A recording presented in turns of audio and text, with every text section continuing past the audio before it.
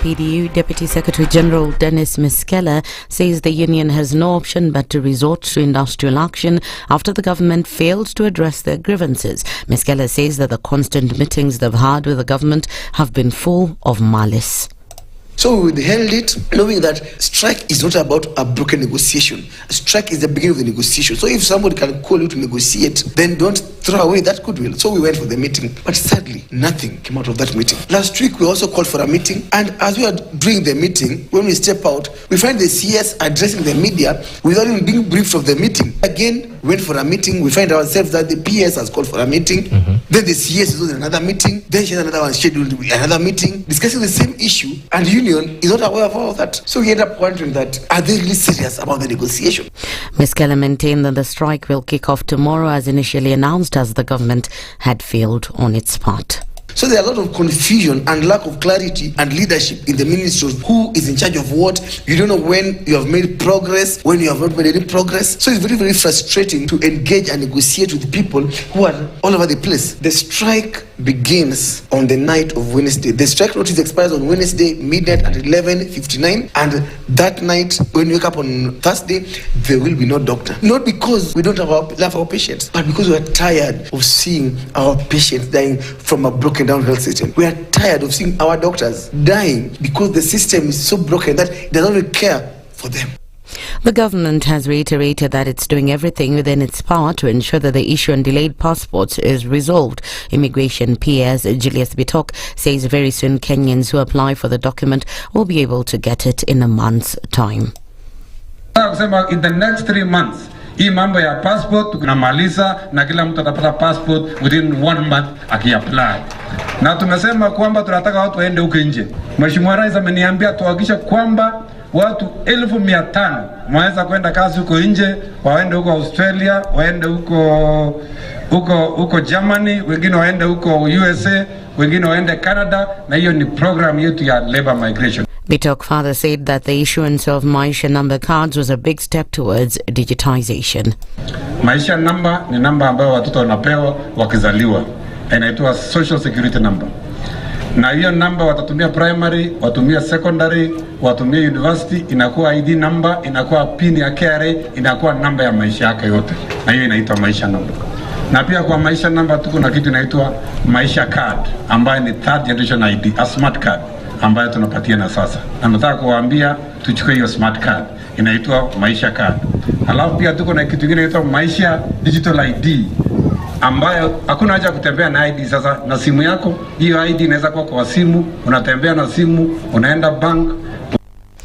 And Interior Cabinet Secretary Kithure Kindiki has revealed more details on the Kenya mission to Haiti. Kindiki says that all legal procedures were sorted out and Kenya will be part of a multinational mission to Haiti.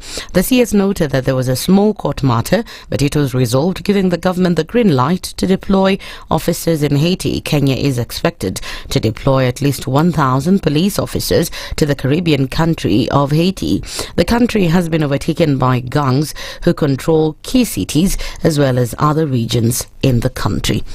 The Kenya Meteorological Department has said that most parts of the country will be sunny and dry this week.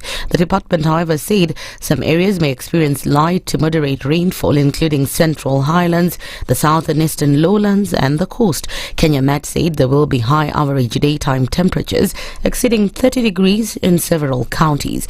And finally, in the international scene, the Princess of Wales has apologized for any confusion after she said she edited a Mother's Day photograph of her and her children. Her statement was posted on Kensington Palace's social media after 5 agencies retracted it over editing concerns. The image taken by the Prince of Wales was the first of Catherine to be released since her surgery in January. That's the Newswire. I'm Leah Obaga.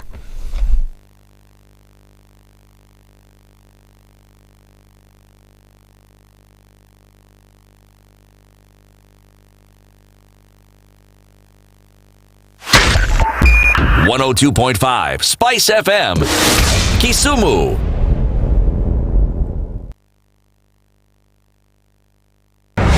The following takes place from 6 a.m. to 10 a.m. every weekday on SpiceFM. The man who looks at a beautiful girl and doesn't talk to her will end up serving lunch at her wedding. Aye, City. Do like that. My father has killed a mouse. Will he fail to kill a man? Ameua panya. Small mammal, big mammal. Mtu atamshinda. I mean, I don't understand. What are they saying? How are we comparison? I mean, you kill a mouse. What are they saying? What they're saying is, my father has killed a mouse. Will he fail to kill a man?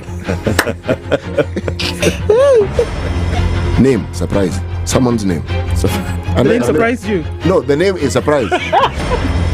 No, what am I saying? I'm from Nigeria, man. I met somebody called I Believe. So See? Your name is I Believe? Yes, my name is I Believe. But that's the short form. I said, excuse me? I said, yes, my name is I Believe. So what's the full name? I believe in the goodness of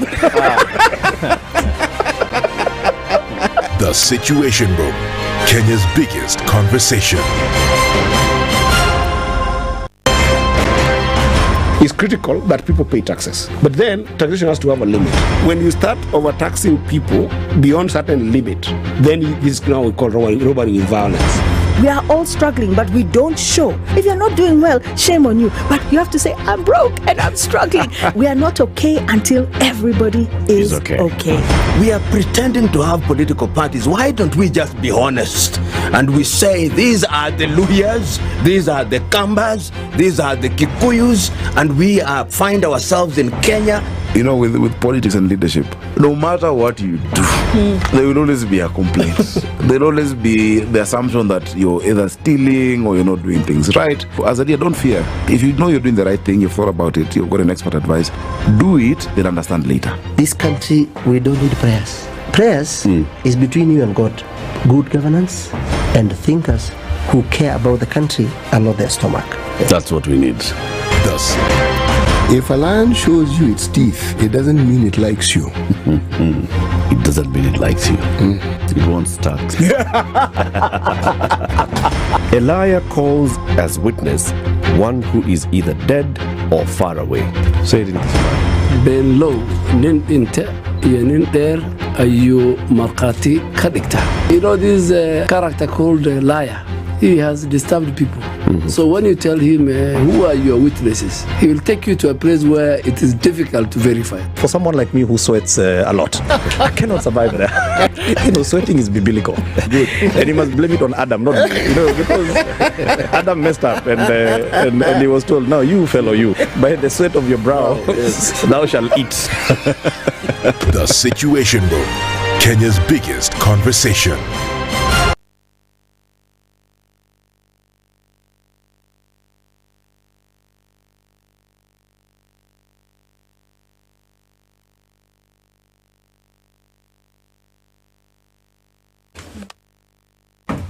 Good morning. It's Tuesday. What's happening on the roads this morning?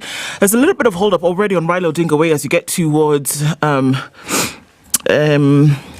the City Mortuary roundabout, and it's already starting to pile up on the Thika Superhighway as you come through towards Muranga Road, and that's just beyond the Pangani underpass. Higher up on the Thika Superhighway, not too bad actually, and we're looking at some movement coming in on Jogo Road, Kangunda Road as well, and everybody touching on Outer Ring. Let's see what happens as we get into the morning. Still, again, nothing too crazy. Eye on things is what we'll do this morning. It's Tuesday the 12th of March. Let's see how it happens. SpiceFM KE on X, hashtag The Situation Room. We'll keep things moving this morning.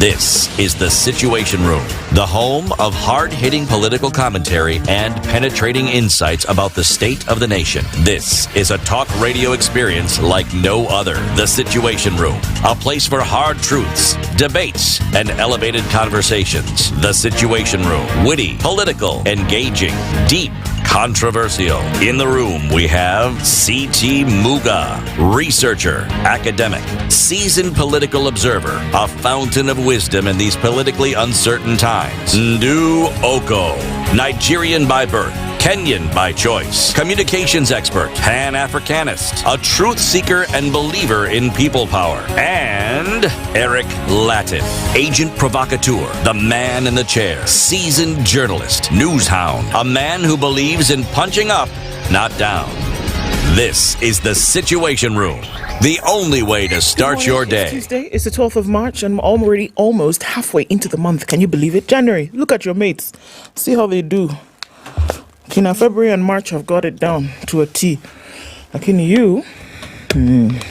How are you this morning? Ever since we left each other yesterday, hope everybody's doing all right. Getting into Kenya's biggest conversation for this Tuesday at 9 minutes after 6 o'clock. Good morning. CT Muga, good morning to you. Morning. How are you? Fine. Did you do like that? Do like what? Did I wake up? Yes, I did. And I'm here, as you can see. Was I supposed to have done something else? I guess that fits the bill. You're fine. You're all right. And how are you, Eric? I'm fine. Okay. Yes. Yes. And you? Fine, thank you. Very good. Yep. Very good. Good to see you. Good to see you too. It's Tuesday. Like you've said, March is heading towards the end. March is marching. March is marching. Literally. Swiftly. It's been basically at the bend. After hii hautaiona tena. Kibigi ikona. Gone. Hautaifikia. Gone. Everybody, good morning. How are you doing? I bring you greetings from Yego and Ednah. They say wakondani pia wao, and they are fine. Fine, thank you. Sindio Ednah? Fine, thank you. Na Yego anasema yako yako tupoa. Ednah simkopoa na Yego. Wako poa wakiwa na Yego hapo ndani. Yeah. So, let me tell you what we'll be discussing today. Have you done like that, Ednah? Ednah has not done like that. Do we like having an Ednah done like that? Because it may have done dude like that earlier. Okay, anyway, several conversations we'll be having. Yesterday, the Ministry of Health officials met with the medical union officials to discuss the strike threat. Remember, we talked about it. Interns in hospitals, interns not being absorbed, interns staying there in limbo, wondering, so what shall we have? You trained us to become doctors. We have trained. We have satisfied the examiners. We have graduated. We have done the internship. And then what? Munataka nini sasa? So, let's have a conversation about that with Dr. Dennis Miskela. He's the Deputy Secretary General of the Kenyan Medical Practitioners and Dentists Union.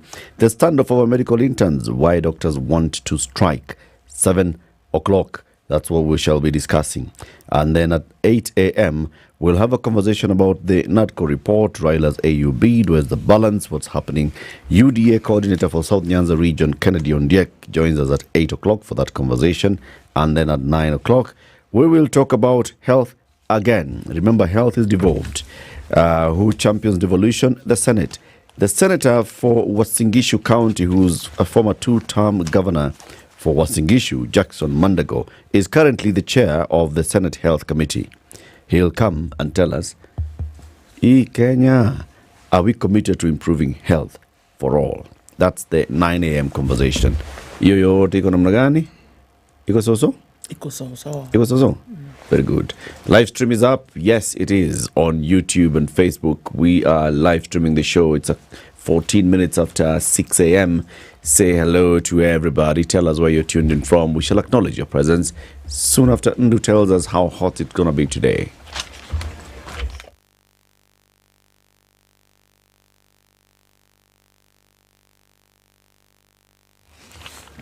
Tuesday morning in Nairobi, clear conditions will see highs of 27 and lows of 16 through Tuesday. Looking into a cloudy Nyeri, we'll see highs of 22 and we'll see highs of 26 in Nakuru. Looking into Eldoret, it's clear at some point we'll see highs of 27 into Tuesday. And then checking into Mombasa this morning, it is partly cloudy at 27 with highs of 34 and we'll see highs of 33 in a partly cloudy Malindi at 28. Out into Kisumu, it's clear at 20, highs of 31 and lows of 19, while at 16, Kakamega is clear, we'll see highs of 33 and lows of 16. Kampala is mostly cloudy at 20, highs of 30 and lows of 19.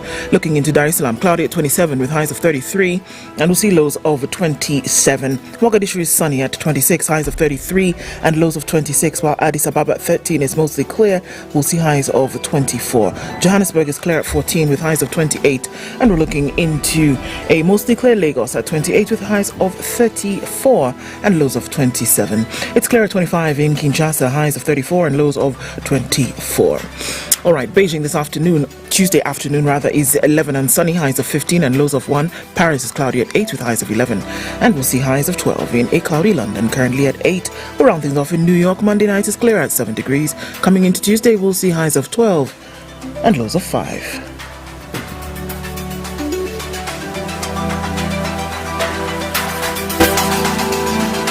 Mature, intelligent talk every morning.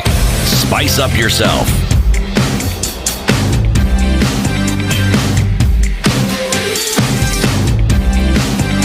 Mornings done right. 94.5. Good morning, says Agri Momanyi.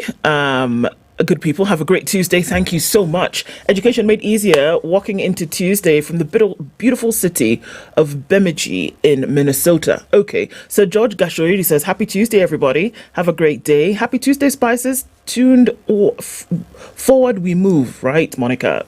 Katrango Perez says he's tuning from Gong Hills Town. Good morning, have a blessed day from Mazera, says Sami Lidanya. Tuposite, says Simon. Deep State says the program yesterday was awesome. And I think the person you're referring to is CS Moses Kuria, who brought in a good vibe, you say. It's good when our leaders fight the same diseases. Okay. Rogers Nyange says, good morning, tuned in from Voi, Taita. Robinson Kisero's tuned in from Hong Kong and is greeting us and hoping for a great conversation ahead. Kennedy Anyonya says, good morning, Spice team. We thank God for another day. Jacinta Wamboy says, good morning, people. Beautiful Angor is tuned in from the beautiful hills and is greeting us beautiful people. Everything is just beautiful this morning. Kabisa. Kennedy Wanjala says, good morning, tuned in from Kilifi. And Meshach Jenga is tuned in from Canada. Zachary Ondeo says, good morning, CT Ndu. Eric, could you kindly invite the PS Basic Education to the situation room? Honestly, we okay. Yes, we will invite him. Yes. Yeah. We have tried, but we will get him one day. We'll get him. Don't worry. He will come. We're working on it. Okay? We also see the importance of that. Huduma number, Maisha number, we take which one and leave which one? That's a good question, Monica. Those who went to court did not go to court. Things are back, let's wait and see. Oganyo Malala says, hi all, hope you're having a good day and all doing a good job. Thank you so much. Good morning, team. Looks like it's time to change your Microsoft passwords. Why is that, Tibbs? Do you know something we don't know? Good morning. Okay, I don't even want to read it because I don't know if I'm saying anything that's kosher online. So, I'm just going to hold on to that one, Rob, P.O. Deno Manta says, good morning, happy Tuesday. Josegi Ndu, which is your favorite spice?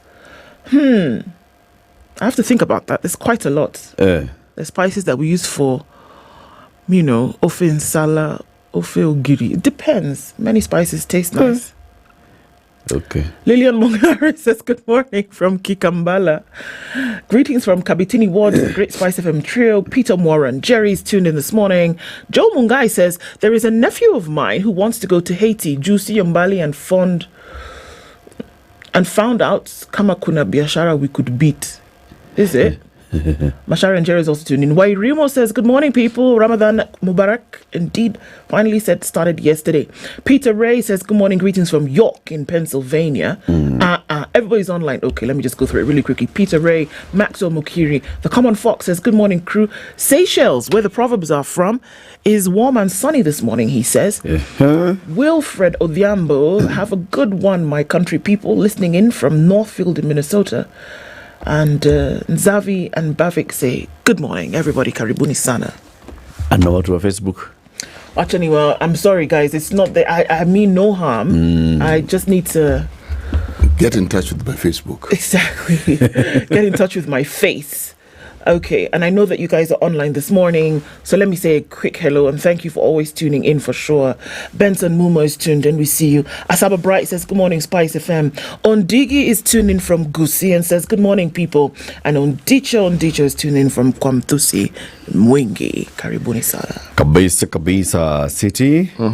Seychelles. Yes, we are. The day's proverb. He who is scared of words has no heart for deeds. Where he who is scared of words has no heart for deeds. Title D. Not title. Vitendo. Ama, if I may speak now proper Swahili, matendo. Haya. Tufanye hivyo basi. Headlines. Kabisa. Infidelity, murder, and bizarre rant. Boom. On the front page of the Standard today. Very, very strange. Story. However, it happened even Skoske made scary remarks about his wife Jacqueline Kimayo, accusing her of cheating and warned of dire consequences on his own social media platforms, tagged newsrooms and the police. Then he did the unthinkable. He slaughtered his wife and hanged himself. It happened. It's not a story, it's not a movie. It happened. This is the one that it was in the paper yesterday. Yes, what paper did you read? A few details of it, but now it's coming out really how it happened and what exactly happened. We'll look into the story of this. It's just another pointer in the direction that things are really not all right. What Ruto told Kenya Kwanza MCAs at the State House meeting. Azimio picks team to audit the 2022 elections. Okay. So what's cooking between Wanjigi and Oparanya? Apparently something is cooking. Allah? Yeah. There's a story here, it's interesting, about the CS Courier. And that he faults the state on illicit brew fights. And he apparently faulted that when he was here yesterday. Okay. He was here? Apparently he was here yesterday. And when he was here yesterday, he said things. Okay. Licensed to Kill is on the front page of The Nation this morning. Border riders across the country are a law unto themselves. Mostly unlicensed, they speed on the wrong lanes, jump traffic lights and ride on pedestrian walkways while carrying excess passengers and huge loads under the noses of police officers. And this has only served to fuel a train of broken limbs, avoidable deaths and devastated families. Yikes. So, even though there is mass slaughtering and gang raids and all sorts of other things going on the streets of Haiti today, even though countries are evacuating their essential staff, even though people have said that the state is going quickly into anarchy, Professor Kiduro Kindiki said the Haiti's deployment is still on. People can say what you like. It's still happening. What else is he expected to say, really? Well, it's for that reason. For the reason that there is lawlessness in Haiti, that police are going to be deployed to Haiti to restore order. I mean, why else would you be sending if there was peace? What would you send the police to do? Yeah. Okay. KRA warns employers denying disabled staff. Yes, read it. Let me read it Start again. KRA warns employers denying disabled staff 36,700 tax relief. Okay. Kenyan has been named the new president of the Open Society Foundations. The George Soros-backed organization has picked Binafia Norvigi to become the first woman from the global south to head the world's largest private funder of independent groups working for justice, democratic governance, and human rights. Right. Sawa. Okay. On the back page of The Nation, rural hospitals set to reject NHIF cards amidst the row. Now, hope for end to passport crisis as the state allocates 3 billion shillings to speed up the process. Allocation and actual receipt of the money, two totally different things. Unique budget. Lakini, so after July. We'll wait and see. After all. Hiyo itafika. Pesa itatoka. Itafika. Kutoka itatoka. 3 billion. This is where we are heading all the way. This was the journey we have to do some procurement for passports. Limma. Tutanunua printer na toner. Ile ambayo tuko nayo is outdated. It's not printing properly and not toning properly. Alafu it does 20 copies, it stalls. So now we have to do another that does 50. We really have to get a new one. And we found a firm that really has the very thing we need, And which they're produces really good. And that thing, in fact, even if power goes and there's fluctuation in power, it continues printing. Plus, it's friendly with solar, even hydro. It's one of these things that really works. And it just needs 3 billion. 3 billion Look, only. When you look at the dollar fluctuation and this and the other and this and the other, 3 billion is really not much money when you consider exactly what it's going to do. After all, Kenya paid 1.5 billion shillings in only interest just the other day. Yeah, you see, this we're actually buying something and there'll be no interest. Once we've bought it, it is ours. It's ours. Yes. Okay. To serve the people of Kenya. Yes. Sasa, Gabriel Mudhama hapa alituambia that in 90 days, everything is going to be what? See. Simona, his story is within the 90 days. Yes. July. Yes. July is a little bit more than 90 days. No. Don't go too far. Are you reading the story today? Is today 90 days since... Is it over? Not yet. You can see the step-by-step progress in the direction of the promised land. I mean, surely. It's visible for all who have eyes to see. Okay, please don't be angry. Business Daily, the headline is also on the back page of the Nation today. 400 rural hospitals to reject NHIF cards over 6 billion shilling debt. Right. It's important to say that those 400 are private hospitals in rural areas, which from this Sunday will not accept NHIF cards and demand that patients pay in cash over 6.1 billion shillings debt by the public insurer. The Rural Private Hospitals Association of Kenya, RUPA, revealed that NHIF owes them 2.3 billion for general claims, 2 billion for the pregnancy cover known as Linda Mama, 1.8 billion for outpatient claims, a huge amount that has crippled their operations. RUPA further claims NHIF had not been remitting money to these healthcare facilities until March, when it's paid 56 million to pay facilities that had pending computation for the January to March quarter. Kimeuma? No. Nah. Banks fight bid to limit right to sell loan property. Kenyan commercial banks are opposing a petition that seeks to compel them to obtain mandatory court orders before selling off any property charged as security for loans taken in the event of a default, in a case that promises a major relief for consumers should it succeed.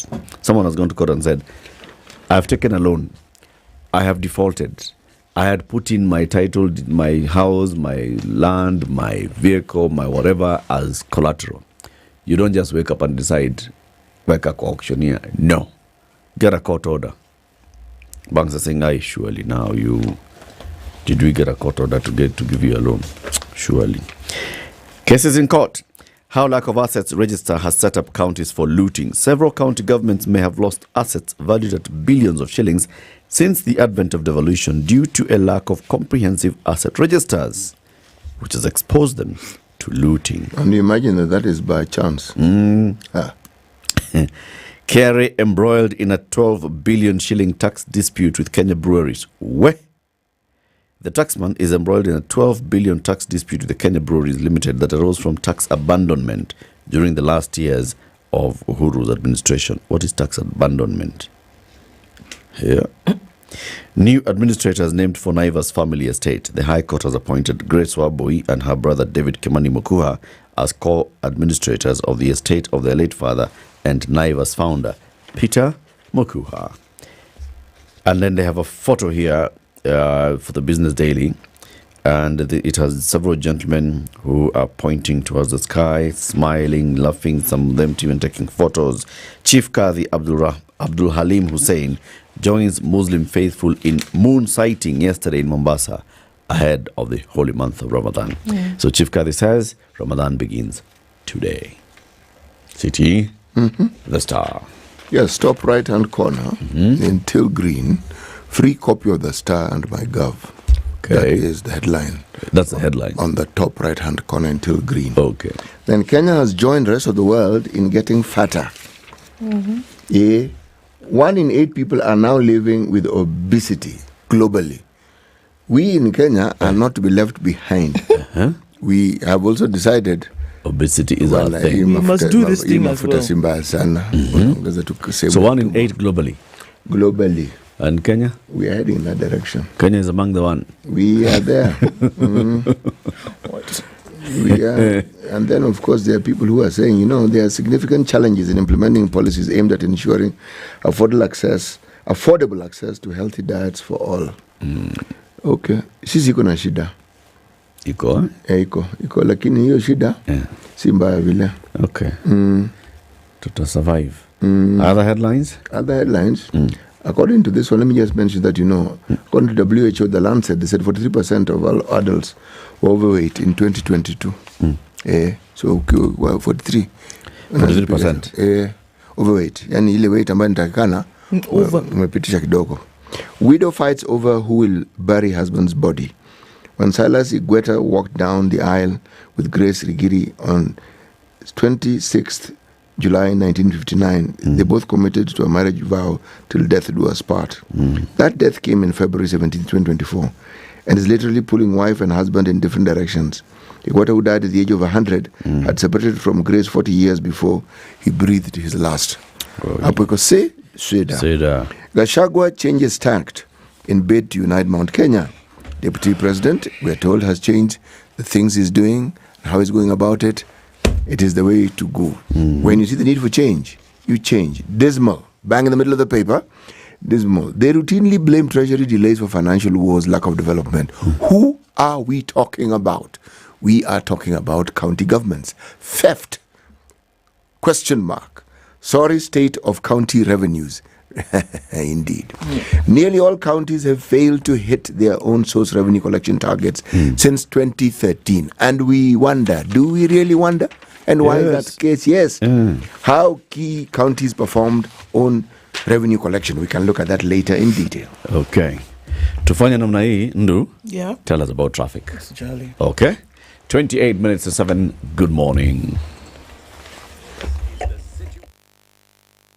This is the Situation Room. The only way to start your It's coming day. in heavy on the Thika Superhighway this morning as you come just past Survey out towards the Pangani underpass. But that's actually the thick of it right now. We've not seen much more happening on the Thika Superhighway this morning. On Tuesday, we'll see what happens as we get into the morning. Kangunda Road, however, has decided I will not be left behind and I will serve traffic. Hold up as we approach Outer Ring. So, that's what's going on there. There must be an issue. We'll wait and see, just in case any folks shout out to us about that. All right, let's look at this Gitanga Road, Kikuyu Road, Naivasha Road area. It's all coming out towards Ngong Road and then heading out towards Riara and then onto James Gisha Road. That starts early. Let's wait and see how that pans out as we get closer to traffic hour. It's starting to pile up on Magadi Road, just past Multimedia University, out then towards Langata Road. Again, we'll watch and see how that develops as we get into the morning. Everybody else seems to be sleepy, waking up slowly this morning. We'll keep an eye on things and see how traffic opens up. We'll also talk on SpiceFM KE on X hashtag the Situation Room. Mature, intelligent talk every morning. Spice up yourself.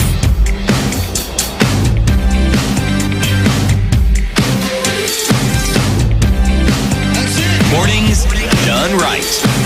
94.4 Spice FM, Nairobi. Story. Yes. Okay. So, man found dead after berating his wife on social media and then killing her. Okay. Now, this is it. What began as a rant on social media by a seemingly jilted man ended in a double tragedy when the husband murdered his wife and later took his own life. At the center of this shocking incident are a 33-year-old security guard and secondary school teacher whose marriage and lives ended horrifically, leaving behind a 6-year-old girl. It all started about a month ago when Evans Koskei, now deceased, went to his ex-account to accuse his wife of infidelity and betrayal. In a cryptic message posted on the account, Koskei tagged the Director of Criminal Investigations and media stations, warning of his intent to commit a crime. You get it? All right. Within the thread of messages, Koskei narrated their happy times from when they began dating in high school to starting a family.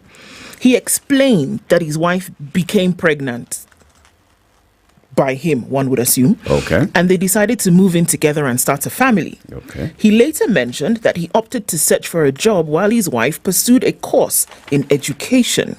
Now, problems arose when he secured a job in Thika and his wife in Nyeri. According to Koskei, his 29-year-old wife, Jacqueline Kimayo, was cheating on him with not one, but two men. Mm-hmm. Now, he said in one of his posts, if by any chance something happens, then know what was happening behind the scenes. He then said, it has officially ended, guys, though I am mentally disturbed by the things that she has put me through. On one day he posted, enough is enough. Then Kimayo goes missing. She did not report to work at Hundu Secondary School, prompting her colleagues to go look for her. On March 7th, Kimayo was found dead in her house, located within the teacher's quarters. It was later reported that she was killed by her husband. By then, Kosgei, who worked as a security guard in Murang'a town, had gone into hiding. They could not find him either. According to Mathira East Sub-County Criminal Investigations Officer Wesley Kitenei, Kosgei's mobile phone was tracked in Mount Kenya forest, not far from the school's location, which is at the foot of the forest. At about 3 p.m., he changed location and activated his phone and switched it off. He was later tracked in Thika on Sunday evening, a day before his body was found dangling from a tree in Lavington. Nairobi. Yes. Neighbors who spoke to the Standard said the couple had a troubled marriage characterized by fights and quarrels, which had prompted their father-in-law to travel hundreds of kilometers from EMC, that's Elgeyo Marakwet County, to Hundu County in Itundu, in Nyeri, to reconcile the couple. So the father had tried to intervene. Whose father is this now? When they say their they just say their father-in-law. Now this is weird because we don't know. One would only assume. You can't even assume. Maybe because she's Kimayo and he's Koskei. So you do not know. Right? Now, a day after the two agreed to resolve their marital issues following the intervention of their father's arrival, Koskei made good on his threat and killed his wife. He then posted on X, rest in peace, my dear wife. I loved you. We promised each other so many things that we are yet to actualize, but I didn't know that I was alone in these plans because you had other plans with other men. All our problems started when you started bringing men into our marriage. Okay, on and on. In another message he posted the day she was killed, he said, I am not okay, guys. I am mentally disturbed. The couple left behind a daughter who is in pre-primary.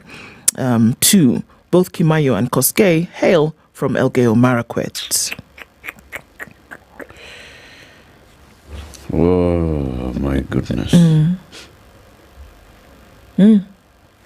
So he basically was narrating all this on social media. He basically told everybody what he was feeling, and then he told them what he intended to do, and then he told everybody what he had done, and then decided to end it all with ending his life. Okay?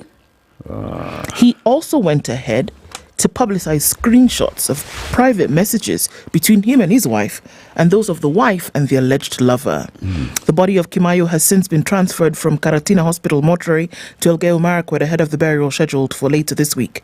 But even before the burial of the woman, Koskei's family took a cow to his in-laws as a sign of remorse for the murder of their kin, in line with Kalenjin tradition. It is also a gesture to open windows for talks and also to halt any plan for revenge. When will we realize that we have a serious mental health crisis in this country? Here is somebody who actually was crying for help. Needed help. And clearly, no help came his way. Everything about this story is this guy was not okay. Whatever stresses he was dealing with, he himself knew and even said he was not okay. Did he not have friends? One must ask. Did he not have people he could talk to? And look, the very public nature of his action, again, just decries that he was definitely reaching out. And many would judge and say that, oh, well, the manner in which he did, well, this is what he did. This was a cry for help. This was a cry for attention. It was a cry for recognition of the issue that he was going through. He was not cryptic about what he was going through. He may have been cryptic about what he planned to do. But what he was going through, I am not okay, guys. I have a mental health problem. I am saying it to you, and I need help. Yeah. Not once, not twice. Yeah. If we had structures in place that would, because somebody would see this and then know this is how to direct this particular case, it would probably help. For me, what drives me, I'm a bit anxious about this because, again, unfortunately, this story is reported. It's in the public, so we know about it. How many of this nature, worse, similar, are happening unbeknownst to everybody?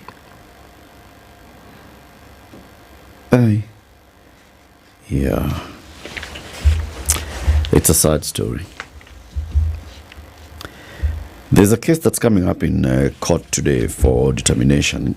A long-drawn dispute over a multi-billion shilling property involving two prominent families could finally be resolved today when the High Court delivers a judgment on ownership of a piece of land in Kiambu County. The case has been in and out of court for almost 2 decades, and High Court Judge Frida Mugambi was initially scheduled to deliver the judgment on March 6th, but it was moved to March 12th, and March 12th is today. The battle pits the wealthy family, Bid family, and Uhuru Kenyatta's cousins, Ngengi Muigai and his brother Kongo Muigai. The Bid family is influential in the country's business circles. In addition to real estate, the Bid family, whose estate is managed by Rahu Bid and Kamlesh Bid, has interest in the insurance and security markets. The Bid family owns BTB Insurance, Bid Securities, a stock brokerage firm, and Tausi Assurance. In real estate, its key developments include a 600-acre mixed-use 1 billion shilling Albizia Downs estate in Thika, developed through an investment with vehicle Bidsob Limited. The two families have for years fought over the 3.5 billion shilling land in Thika. The powerful Muigai family first moved to court in 1992, initially fighting off KCB Bank's bid to auction the 443-acre land over to service a loan advanced in the late 80s. The Bid family has for nearly 20 years been trying to move into the property after acquiring it from KCB. Their attempts, including having the politically connected brothers evicted from the land, have been futile and subject to numerous court cases. The stagger started in 1988 when the late James Muigai, the brother to the late President Jomo Kenyatta and father to the two brothers Ngegi and Captain Kongo, took a loan of 18.68 million shillings from KCB to start a flower farm and cash in on the then growing sector. In 1988, Mzee takes 18 million shillings loan to do what? To start a flower farm. He puts what? He put this piece of land as collateral. How big is a piece of land? It is only 443 acres. Okay? The elder Muigai used the land owned by the two of his companies, Benjo Amalgamated and Mwiri Coffee Estates, as security. In the arrangement, Benjo Amalgamated was the principal borrower, Mwiri was the guarantor.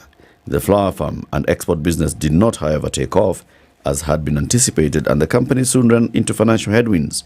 Benjo Amalgamated started defaulting on the loan. Unable to service it, KCB first sought to auction the land in 1992. The firm had repaid 6 million and still had a balance of 13 million, but the matter was resolved out of court, with the firm committing to clear the loan within 3 months. Benjo did not live up to its promise. Soon, they began fighting off bids by the KCB to auction the property. The company would be saved by court injunctions on several occasions. For years, there was a back and forth in court between Muigai family and KCB, with the lender eventually having its way. And on September 19, 2007, they sold the property for 70 million shillings.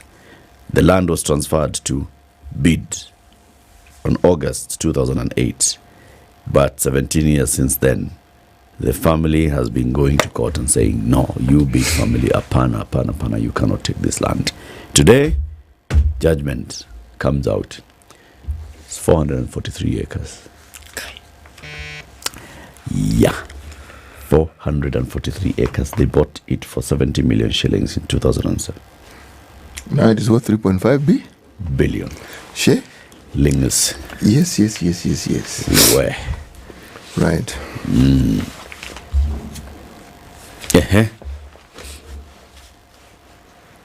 You know, this story of key counties performing in their own revenue collection is an interesting one. Let me just read it so that you understand. Whew. Let's start with Nairobi. Okay. Collection 6 months. Annual targets. Collections in 6 months, 3.6 billion. Annual target. Yani, hujafika huko? For Nairobi County. This current The financial one we year. live in, yes. 19.4. Okay, target. So 6 months to December, they collected how much? 3.6. And the target is? 19. See, doesn't make sense. Yeah. Yeah. Yeah, okay. Narok, 6 months, 2.9 billion. Target? Meaning there are 4.5. Okay, those ones at least are above 50%. Yes. All right. Nakuru, 1.18 billion. Target, 2 billion. Allah.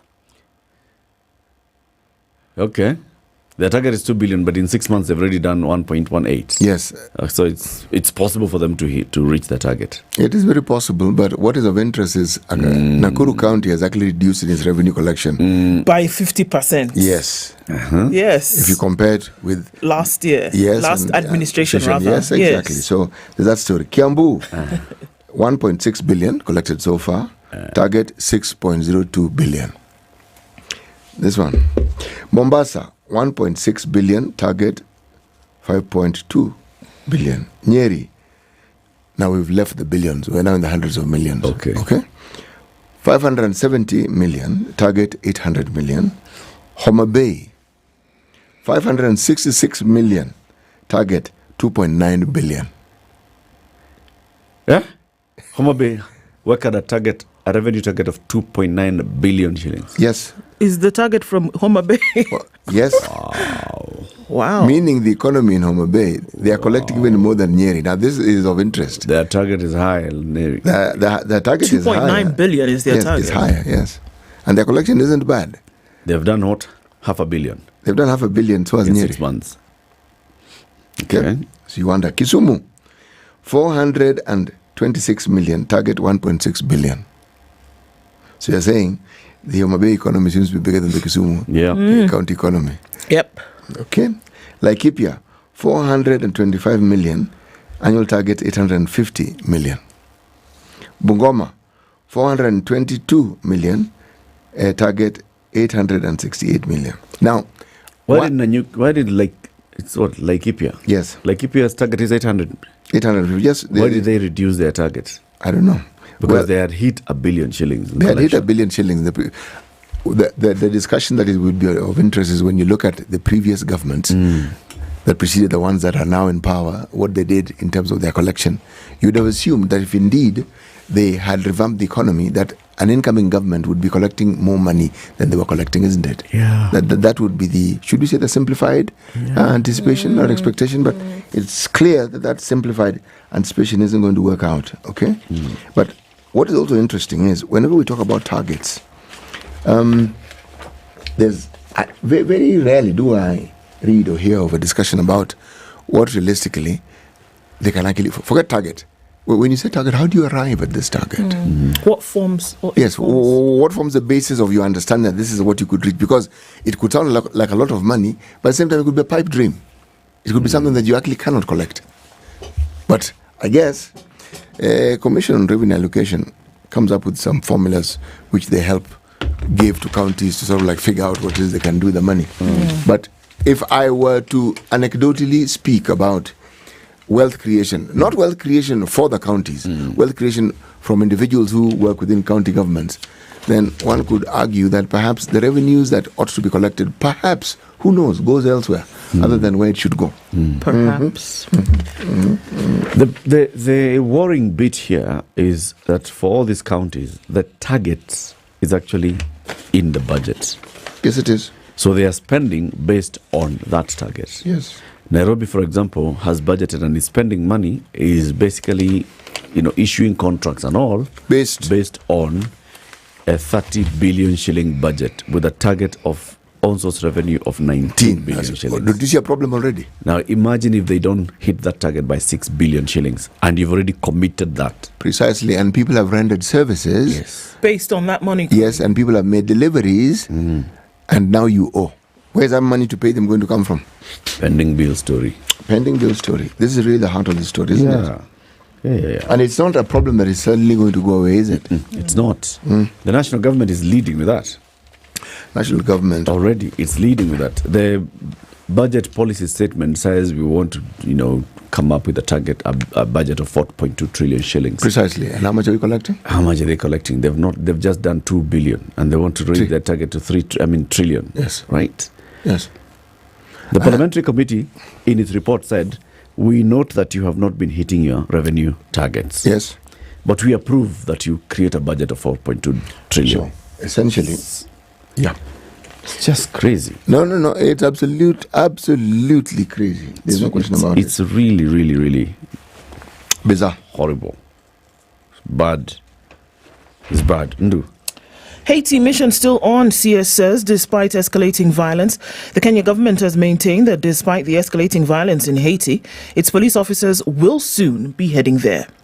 Interior Cabinet Secretary Kithure Kindiki said yesterday that all is set and the 1,000 police officers will be sent to the Caribbean nation to help restore peace. None are female. The Kenyan officers will be deployed to Haiti as part of a United Nations-sponsored security mission. We are now in the pre-deployment phase, he said. All the other programs are in place, including the status of forces, the agreement and the arrest and detention laws, and other endorsement measures, he said in Machakos County. So we understand that police officers have been taken through standard operations training on how they will operate in Haiti. According to the CS, the government has already complied with the court order stopping the deployment of the officers. And so we know what happened with that. What then has fueled any kind of speculation over the last couple of days is the deteriorating situation that we see in the country, right? The UN and the United Nations, the UN and the United States have already expressed concern over the delay in sending Kenyan officers to the Caribbean. I think that's very interesting when the United States, for example, started to evacuate some of their essential workers from there. While it urges Kenya to send the officers, the US has asked all its citizens to leave the country. And this was over the weekend, according to US Secretary of State Antony Blinken. He called President Ruto, and the two discussed the security and political situation in Haiti. There are also currently calls from some political leaders and officers in Haiti for the Caribbean countries' police chiefs to step down. The Secretary of the Haitian National Police Union, Mr. Jean-Baptiste, said in an exclusive interview that the police chiefs should be thrown out immediately. This is while all that is happening at the moment, then with the head of who are being called the gangs, has said, you guys decide. You want to live in heaven? We'll live in heaven. You want to live in hell? You can also live in hell. But if you bring nonsense, hell is where we are bound. I think you just need to have an honest conversation about Haiti internationally and see how many interested countries are there. And what are they doing? Because these so-called gangs have support from somewhere. And this somewhere is not necessarily individuals. It could be states. Yes. Which states are supporting the gangs? Which states are supporting the other guy who left and did not come back? What is of interest also, if you look at Haiti, these gangs, as we're calling them, seem to be representing what other people call political parties. Yeah. It just so happens that they're armed. Yeah. And they walk around armed. But every once in a while you hear of a skirmish or some disagreement that ends up in a gunfight between these gangs. But it is not the order of the day, is it? So you get the impression that everybody knows their territory and they function within their territory. By the way, give these gangs time and they will actually be the legitimate rulers. Legitimate in this sense. People will recognize them as being the people to whom they go to when they have issues. Do we know whether the people of Haiti actually recognize this other guy who took off as a legitimate leader? We really don't know, do we? Because what we see is, it could be one of those Western recognized leader. And we've had many of those in Haiti. This is the one who's Western recognized. And so therefore, because the West has considered him as the legitimate leader, he should be the legitimate leader. Maybe the people of Haiti don't want that guy. Yeah. By the way, gangs... There was to be an election. He pushed that election. Yes. By some years. Do the people of Haiti recognize these so-called gangs as a legitimate alternate? And it wouldn't be the first time you have that kind of conversation. What have we been told for the longest time about leaders from China, for example, being called strongman? But the people of China are telling you, excuse me, you have a problem, we don't. We keep it moving. More importantly, if these are gangs, the Haitians, are they not? Okay? They are ordinary citizens who happen to belong to these gangs, and whatever background they come from, like everybody else, they have relatives, they have friends, blah, blah, blah, blah, blah. They live there. Now, are you telling me that if the people who are not part and parcel of this gang did not want these gangs, that they would thrive as much as they are? The numbers seem to be growing, meaning people live their ordinary, serene lives and join the gangs. Why? Why? Because they find that the gangs probably offer them the same sort of security that they would otherwise require from what we are now referring to as a legitimate government. Exactly. Yes. And look, and I think just as we're saying we should have an open conversation about Haiti, I think we need to have and joined to that needs to be that, look, the involvement of the United States in Haiti is very clear that if there was nothing, that the United States would not be seeking to benefit from a Haitian conversation or Haitian situation, they would not be involved in this conversation. They would not be involved in all of this. Their people would not be there. They wouldn't be. So what benefit do they have if they're in some kind of control? You know, when you're talking about the involvement of the US of A, I am instructed by their involvement in Latin America in the 60s, 1960s and 70s, and the calamitous outcomes of those involvements. Yeah. They supported people who they said purportedly stood for democracy. And they are some of the most barbaric dictators you have ever come across on the face of this planet. Why do you think many countries in Latin America suddenly went leftist, as they called it? Because they prefer that alternative way of doing things, because the people who had been supported by the US of A did not represent the interests of the people. They were representing the interests of the US of A. Now, are we saying that the US of A have changed their foreign policy and that they now keenly look for leaders who would actually help the people of the country they're supporting? Starting with ours. No, it's very clear. So? And that's why you ask the question. You keep asking it. 20-something years later, why did they not go into Rwanda? Why? And the French who are there, what did they do? What did they do? Huh? Did they not aid and abet the very thing that we saw happening there? So I think we should stop being pretentious. And I think there's some open conversations that need to be had. What exactly is happening in Haiti? And why is this country small, has more natural resources than one can count to know what to do with? It's at the center of a global discussion. Why? Now look at West Africa and the West Africans in some of the Francophone countries and what they're doing. They're saying, you know, enough of this stuff. Please, enough. This can't go on. In the next hour, we'll be having a conversation about health. In fact, even at 9 a.m., we'll be having a conversation about health with the chair of the Senate Health Committee. This is coming as 400 private hospitals in 43 counties say, okay, we have not been paid by NHIF for many years. We have 6 billion shillings total of unpaid claims. We cannot continue like this, so we are not taking NHIF. You want to come to a hospital? Come and pay. Now, don't forget, please, that over 50% of health facilities in Kenya are private and religious owned. Okay? So many people who need health services will end up going to a private facility. Many of them in those rural areas. And don't think of them as the big ones. Like, you know, we think of a private facility. You think, okay, Nairobi Hospital, MP Shaga. No. You're thinking about that local health center that is privately run, privately owned. If those 400 of them just say, you know, we have not been doing Linda Mama, so we are not offering maternity services anymore, we are not offering all these services anymore, go home, this is a crisis unfolding in our health sector. What is it that we are doing? What we've been seeing in the last couple of days is a public demonization by government of its own NHIF. The Minister for Health, who has representatives in the board of NHIF, every day does not cease to tell us how NHIF is rogue, corrupt, and needs to be changed. We are moving to this new angel called... So what is she telling us about how officials who are members of that board? Yeah. Anyway, wait. We'll have a doctor coming up at 7. News time. Spice up your life.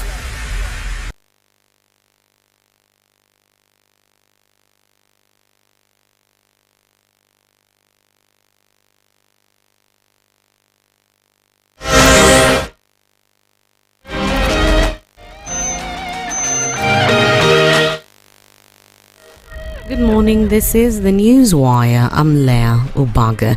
KMPDU Deputy Secretary General Dennis Miskela says the union has no option but to resort to industrial action after the government failed to address their grievances. Miskela says that the constant meetings they've had with the government have failed to bear fruit.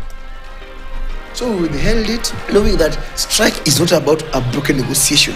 Strike is the beginning of the negotiation. So if somebody can call you to negotiate, then don't throw away that goodwill. So we went for the meeting, but sadly, nothing came out of that meeting. Last week, we also called for a meeting, and as we are doing the meeting, when we step out, we find the CS addressing the media without even being briefed of the meeting. Again, went for a meeting, we find ourselves that the PS has called for a meeting, then the CS is doing another meeting, then she has another one scheduled another meeting, discussing the same issue, and the union is not aware of all of that. So we end up wondering that, are they really serious about the negotiation? Ms. Keller maintained that the strike will kick off tomorrow as initially announced, as the government has failed on its part. So there are a lot of confusion and lack of clarity and leadership in the ministry of who is in charge of what. You don't know when you have made progress, when you have not made any progress. So it's very, very frustrating to engage and negotiate with people who are all over the place. The strike begins on the night of Wednesday. The strike notice expires on Wednesday, midnight at 11:59. And that night, when you wake up on Thursday, there will be no doctor. Not because we don't love our patients, but because we are tired of seeing our patients dying from a broken down health system. We are tired of seeing our doctors dying because the system is so broken that it doesn't really care for them. The government has reiterated that it's doing everything within its power to ensure that the issue on delayed passports is permanently resolved. Immigration PS Julius Bitok says very soon Kenyans who apply for the document will be able to get it in a month's time. In the next 3 months, hii mambo ya passport tunamaliza na kila mtu atapata passport within 1 month akiapply. Na tumesema kwamba tunataka watu waende huko nje. Mheshimiwa Rais ameniambia tuhakikishe kwamba watu 1500 waweza kwenda kazi huko nje, waende huko Australia, waende huko Germany, wengine waende huko USA, wengine waende Canada, na hiyo ni program yetu ya labor migration. Bitok further said that the issuance of Maisha number cards was a big step towards digitization. Maisha number ni namba ambayo watoto wanapewa wakizaliwa. Inaitwa social security number. Na hiyo namba watatumia primary, watumia secondary, watumia university, inakuwa ID number, inakuwa pin ya KRA, inakuwa namba ya maisha yake yote. Na hiyo inaitwa Maisha number. Na pia kwa Maisha number tuko na kitu inaitwa Maisha card, ambayo ni third generation ID, a smart card, ambayo tunapatia na sasa. Na nataka kuwaambia tuchukue hiyo smart card, inaitwa Maisha card.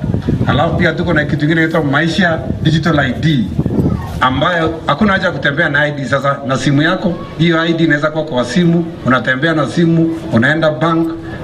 Prime Cabinet Secretary Musalia Mudavadi has urged Europe and Africa to work together to harness opportunities that will translate into tangible actions for countries. Mudavadi said that by prioritizing sustainable development, promoting inclusive growth and fostering collaboration across sectors, both regions can unlock their full potential, paving way for a brighter future. He made the remarks during the start of the Danish government's new approach to strengthened partnership with Africa at the high-level dialogue meeting in Copenhagen.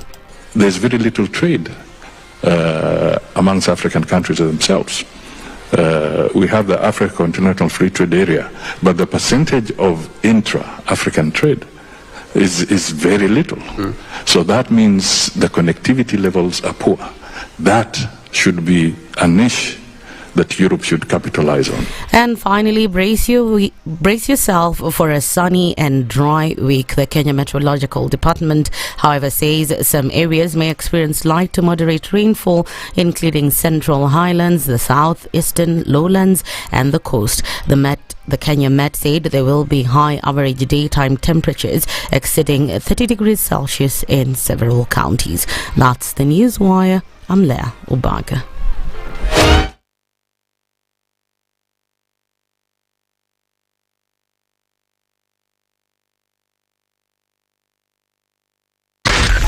SpiceFM, Nakuru.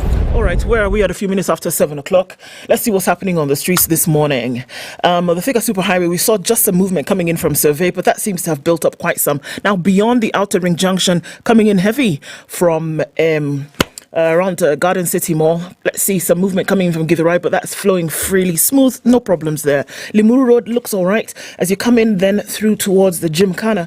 And there's also a hold up there just at that junction. But, again, we should be all right. Ngong Road also started early coming in from Naivasha Road and then touching on Gitanga Road, Riara Road, and then down into the city. Traffic has started to build up here. If you're in it, you'll get out of it in no time. And North Airport Road coming in from Cabanas out towards the Eastern Bypass. And also some movement on Kangunda Road started early this morning. We're going to keep an eye on all of this today, and we're going to need your help to do so we can keep Tuesday moving. How about you talk to us on SpiceFM KE on X hashtag The Situation Room.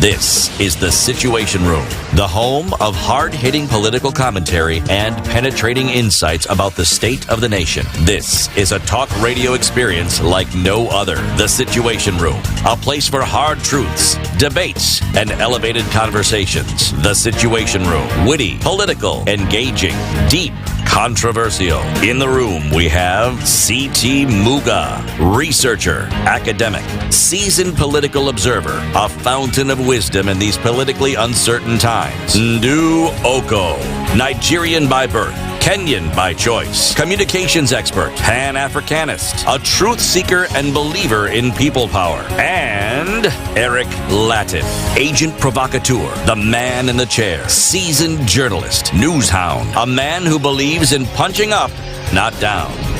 This is The Situation Room, the only way to start your day. Good morning. Welcome to the second hour of The Situation Room this Tuesday, 12th day of March, 2024. Some breaking news on BBC just a minute ago. Haitian Prime Minister Ariel Henry has resigned. The chair of the Caribbean group of countries has said, following weeks of mounting pressure and increasing violence in the country. It comes after regional leaders met in Jamaica on Monday to discuss a political transition in Haiti.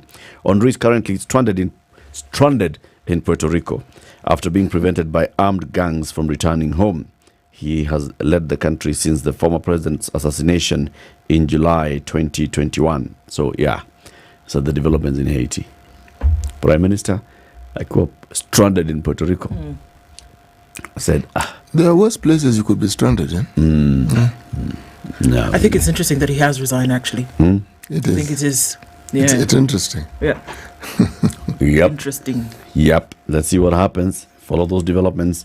EcoBank is a Pan-African bank. Yes, it is. And regardless of what's happening around the world, once you're plugged into that platform, you never have to worry about how your bills will be paid. You never have to worry about, because you've moved to a different place with a different currency, whether you'll be able to continue with your account. Well, EcoBank says you will. Whether you're doing your personal business or you're doing your business, so long as you're in one of those 35 markets where EcoBank is present, you will be fine. And that's on the continent. The 4 countries outside the continent of France, China, UAE, and the UK also allows you to do business should you travel to any of those countries. It's a better way. It's a better Africa. Okay. I'm looking here at a new pamphlet that we have in the studio. Okay, CT. Yes. Take a look at that one. I am taking a look at it. Unaona hiyo? Serenity Springs in Lanette. Where is Lanette City? Nakuru County. Where did you grow up? Nakuru. Very good. So your hometown, home city of Nakuru, please. city, There's some new development. Yes. Serenity Springs in Lanette. Own an eighth of an acre in Nakuru, Lanette. Okay, and this is of course by Username. Username are our friends Username Properties, and they have a new project now in Lanette. Ready to build, located in a developed neighborhood. Lanette has modern high-end schools, hospitals, and of course we know about the Lanette military barracks. Assured appreciation because of proximity to the Nakuru airport and Nakuru city. You're definitely assured of value appreciation. Concrete poles and perimeter fence. Murrammed roads have already been done. Elegant estates gate. Trees cover inside the estate. Electricity on site. Borehole water already. Prices inclusive of everything we talked about here. Even transfer and giving you a title. No hidden charges. There is a road that leaves Nakuru going to Olkalau. That road has tarmac. This land is touching tarmac. Not those ones over touching tarmac and then they are kilometer inside. No. This is road. This is land. In fact, you can see the fence is literally next to the road. Yes. In fact, just go drive along Lanette, head like you're going towards Olkalau. You will see the green poles on that land, and you will see this is where the land is. And they're saying, own an eighth of an acre in Lanette. Okay? How much is the asking price? 1.5 million shillings. And they say, all right, what you need to do is just put up a deposit of 10%. Today, give us a deposit of 10%, clear the rest within 30 days, or let's work out a 12-month repayment plan. It's possible. All you need to do is talk to these people. Just like the last time when they said, we can organize even viewing. If you talk to them, they can organize viewing. If you get in touch with them, they can organize viewing. We'll be giving you more and more details about this. This is a new development in Lanette, Nakuru. Lanette is not that in any small time. No, it's actually a suburb. Prime suburb. It is. Yes. Yes, it is. Prime suburb in Nakuru County. Next to hospital, next to schools, next to military barracks on one side, next to things. In case you're wondering where it is, after Lanette you go to Gilgil. Just so that you understand. Well, actually, Lanette is in Nakuru, actually. It is Nakuru County. Just Gilgil, Nakuru County. But there's a place that most people don't know is called Baruch. Okay? All those are, I was about to say, within walking distance from Nakuru town. Nakuru city. No, but it's just a stone's throw away. Yes. So this is it. Just there. Get in touch and you will see a lot more. Now, we have been talking about the health situation. In fact, even the stories today is about the Rural Hospitals Association, the Rural Private Hospitals Association saying, guys, NHIF owes us a lot of money. We are no longer now going to allow to accept NHIF cards in our facilities. 400 hospitals across the country, in all these counties, in 43 counties, saying we can't take NHIF anymore. That is one side. On the other side, doctors are threatening to go on strike. They issued a strike notice, and it's all because of interns. And we want to understand what is this issue about interns. That's why we have invited the Deputy Secretary General of the Kenyan Medical Practitioners and Dentists Union, Dr. Dennis Miskela. He's in the studio. Dr. Good morning. Good morning, Eric. Welcome to the hot seat of the Situation Room. Thank you for having me. Karibu sana. We want to understand the genesis of the current issue that you have with the government and what measures you've taken. But to welcome you to the conversation, let's first hear from this man called C.T. Muga. C.T. Muga has the day's proverb. This week, the proverbs are from? The Republic of Seychelles. Yeah, okay. Yes. You were to tell us the president and all those things. Yes, I am going to do precisely that. The president of the Seychelles is called, it's written Wavel, W-A-V-E-L, but maybe it's pronounced Wavel, okay? And his second name is Ram Kalawan. That's a nice one. That's his name. His VP is called Ahmed Afif. Okay? Now, this country has just around 100,000 plus people. It's not actually that many. So a country like this with 100,000 plus people, does it have a capital city and other cities? It has a capital city. The capital city is actually... It has a commercial city and another administrative city. Yeah. There's Mahe, that's commercial. Capital is Victoria. It has two? Yes. Like every other country. So one... Don't dismiss them because of 20 the 100 people. 20 people are in the capital. Yes, they have two big cities. 20 people in the capital city, and then the other 60 people are in three in the other one. How far apart are they? It's one of the smallest countries in Africa. How far apart are these cities? It's like this Nairobi and Ruiru. This is the one. No. Where? Nairobi and Ruiru, you'll probably be in Mombasa. No, what I'm saying anyway. No. The interesting thing is, one speaks 3 languages. English is spoken, French is spoken, and Seychellois. Okay? Seychellois? Seychellois. Yes, Creole. There's a language they speak. It's akin to French, but it's like Pidgin, which people speak in a country. Akin to English. Akin to English. Some people who are close to us and whom we know speak. Okay, the proverb. He who is scared of words has no heart for deeds. He who is scared of words has no heart for deeds. Daktari, how do you interpret this proverb? I think I'd interpret it in that somebody who does not want to be told something would not really be keen on following up on whatever he's been told to follow up. For example, in our case, the ministry doesn't want to hear the issue you're taking. So I don't think they're really keen on doing anything that you're asking them of, or whatever they're promising to do. So I think that, kusema na kutenda. Well, if a proverb had a life situation, there it is today. My goodness. This strike notice that you issued, when does the strike go live? The strike notice expires on Wednesday night, so that on tomorrow. Yes, so that on Thursday from midnight there will be a health crisis because doctors will be joining government in the strike. I say joining government because it's the government on strike. In our strike notice, everything we have put out are things in policy, are things that government has undertaken in their schemes of service, in HR guidelines to do, in the CBA to do, and they have not done. So is the government on strike. KMPDU is just joining them. Because also if you look at where the issues all began, they began 7 years ago when we had the 2017 strike, 100 days, and we had a collective labor bargaining agreement that was signed and deposited in court as a court order. That was never implemented completely. In 2021, we took government to court for an implementation of the court order.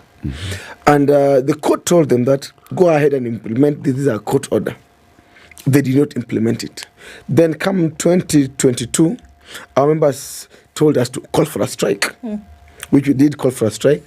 And that December, the Minister of Health, CS Nakumicha, and Sakaja, who is the Chair of Labour and Social Protection in the COG, and others, met us and gave us a promise. And on 6th of January last year, they put a matrix on implementation of the issues we raised. And the only thing I did last year was to attend those meetings. When we began, it was a full house. But it kept on dwindling and dwindling with every meeting. So that by the time we were finishing end of the year last year, we were only 3 people left. But worst of all, that even that mediation, there was never a report out of it. We gave a strike notice. Now the report came out yesterday finally. Yeah?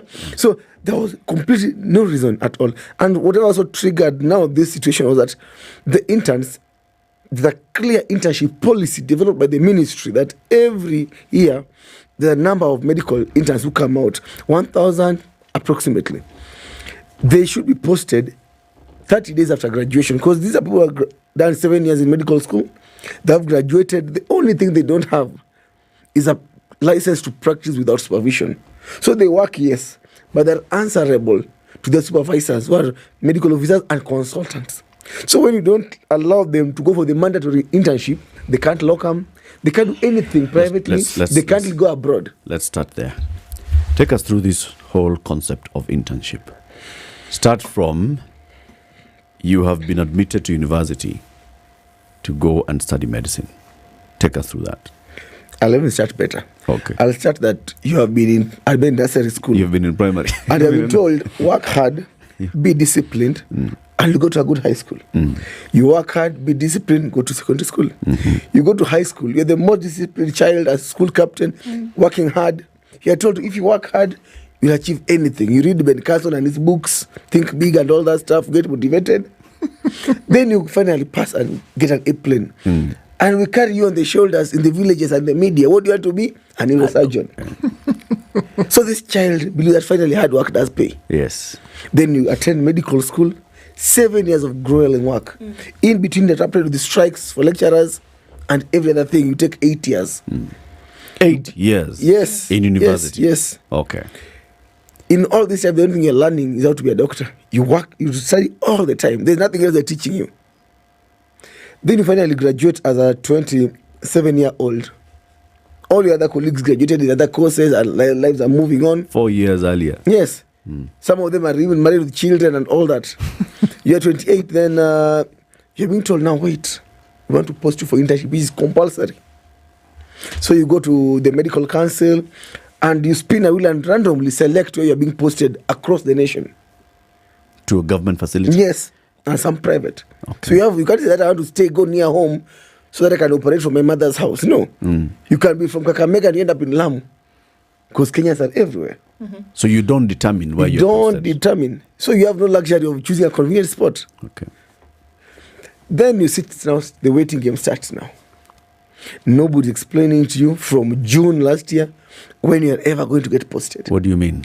Yeah, nobody's telling you because nobody knows. But actually, you spun a wheel. You spun a wheel. You went to Lamu. You have been told you are going to be posted as an intern in Lamu. So your names are given to the ministry by medical council that these 1,000 interns are ready for posting and they're going to these centers according to the wheel they spun. Okay. They call it balloting. Okay. Now the ministry sits. Now, does nothing. Doesn't communicate. Tells you nothing. Yes. Other people are also graduating from other universities, catching up with you. Those who went abroad are coming, catching up with you. Then finally, January comes, then we ask, the interns come to us as the union that, what's going on? There's a policy on our posting. There's a CBA on when we should be posted. Can I ask, what are they doing in this 1 year? They're just basic. It's kind of like stepping on the gas, holding. Because you can't practice. You can't do anything. Practice. Yes. So you're staying home. You're doing nothing completely because you don't have a license, so you can't do nothing.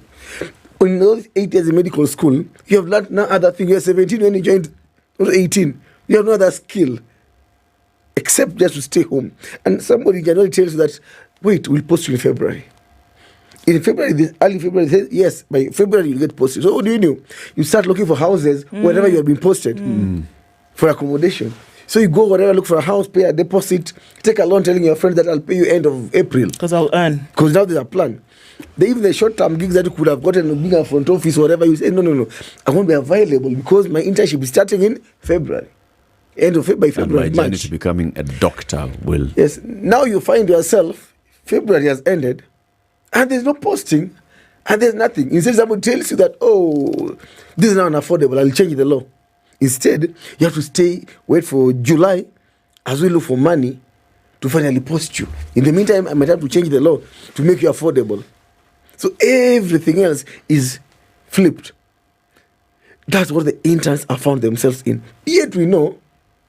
So right now, this person who was the A student, my classmate that got an A, right? Yes. Went to study medicine. Took 8 years. The rest of us graduated after 4. Yes. Left the chap. Yes. Finished 7th year, 8 years. Has graduated, flipped the hat, is a doctor, but he's not a registered doctor. Yes. Cannot practice. Cannot even open a clinic there in Shags. When you become desperate, you can illegally operate. But you're going to be killing Kenyans because you don't have the knowledge, this prophecy knowledge. And if you're caught, it's a 5 million shilling fine or jail. So you're tied. You cannot practice. Cannot practice. The only thing that you've trained to do. Yes. The only way you can practice is after you go for this mandatory 1 year internship, working under the supervision of a registered doctor. Yes. Sorry, Dr. Ari, I just want to clarify something here so that we understand. This process through which, after you have graduated from university, after the 7 years or now with whatever 8 years, the process through which you must then go and serve as an intern to then finish later has been designed and crafted with the Ministry of Health in full knowledge. Yes, it's an act of parliament on how the doctors, the nurses, and clinical officers must undergo that because you interact with patients. Yeah, so it is in law. The process of how to get that license, the ministry is aware and they have put the policy on the internship. Mm-hmm. They tell you it's a fixed 12-month period. Yes. There's no annual leave.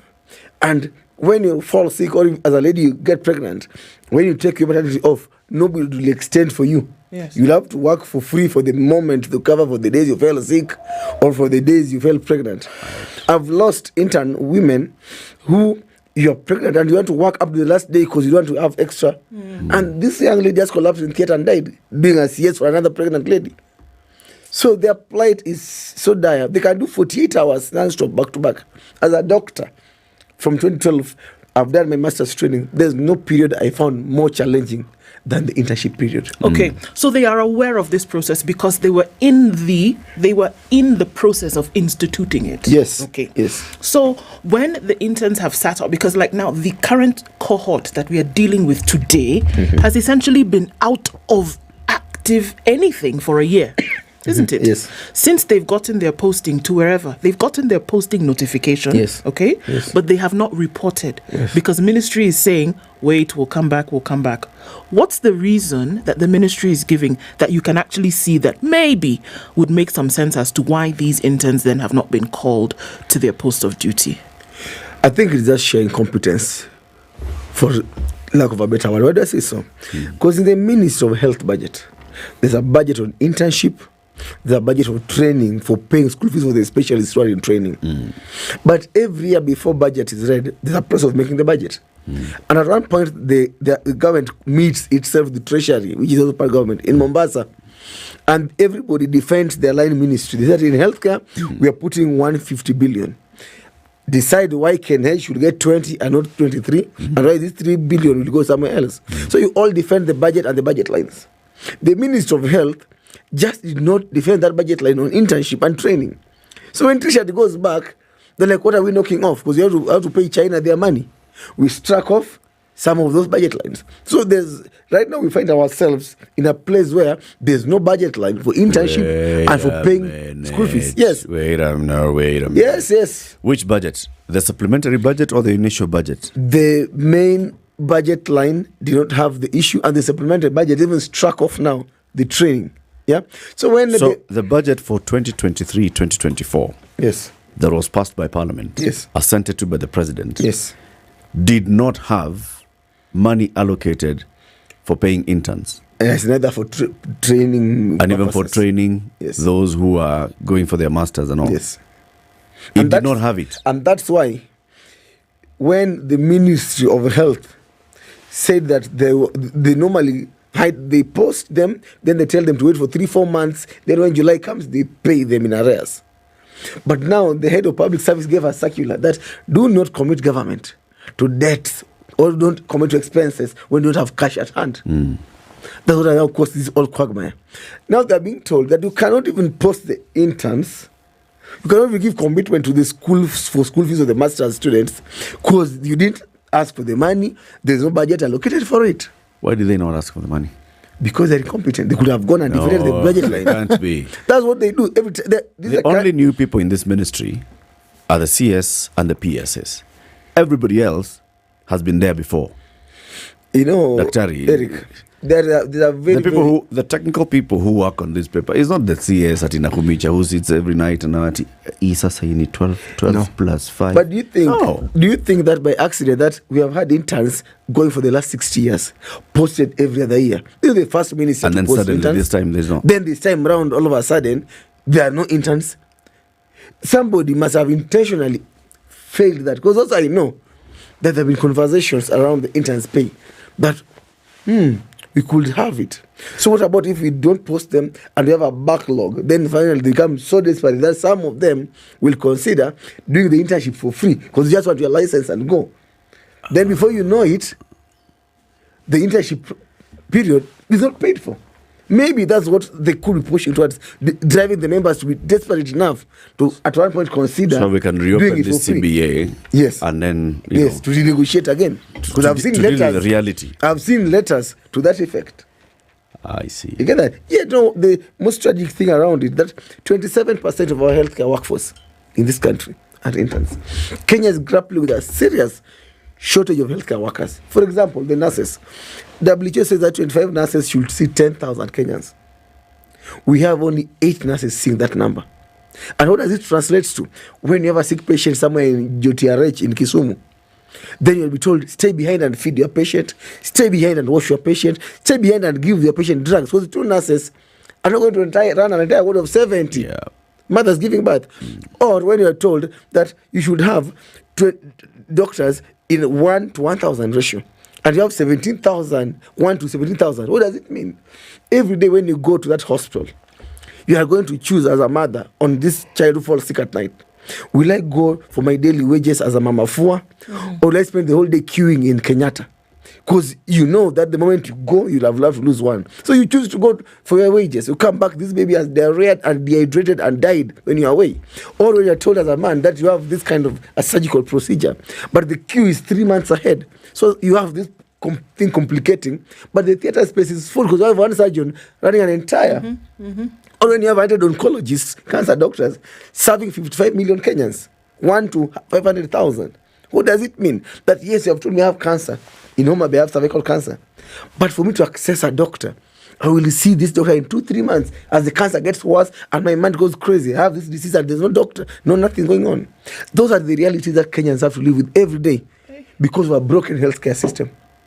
And in all this big mess, the person who has to pay that ultimate price is a doctor who has to see 200 patients in a shift, who has to see mothers dying from preventable disease, to that nurse being blamed for killing a mother giving birth. Yet they all know that we only 2 nurses in Mama Lucy when 40 women are in labor. What do you want me to do? To add to the issue around delayed salaries, landlords knocking your door on you, third-party deductions being taken away from you, KRA, unakatwa pay, they don't remit. They take away your loan, they don't remit your CRB. They take the policies for your child insurance, they don't remit policy lapses. When you give a strike notice, no, it's a calling, don't strike. This is a career, not a calling, my brother. Let's take a break. Okay. We are laughing because what you've just said there was funny at the end. But it's a serious matter as well. 29 minutes to 8. Dr. Dennis Miskela is the Deputy Secretary General of the Kenya Medical Practitioners and Dentists Union. The doctors have issued a strike notice. It expires tomorrow night. So from midnight, Thursday morning, doctors will go on strike, and we're getting to understand why. Because there are 1,000+ interns who are waiting to be posted to health facilities. They haven't. The ministry, onge pesa.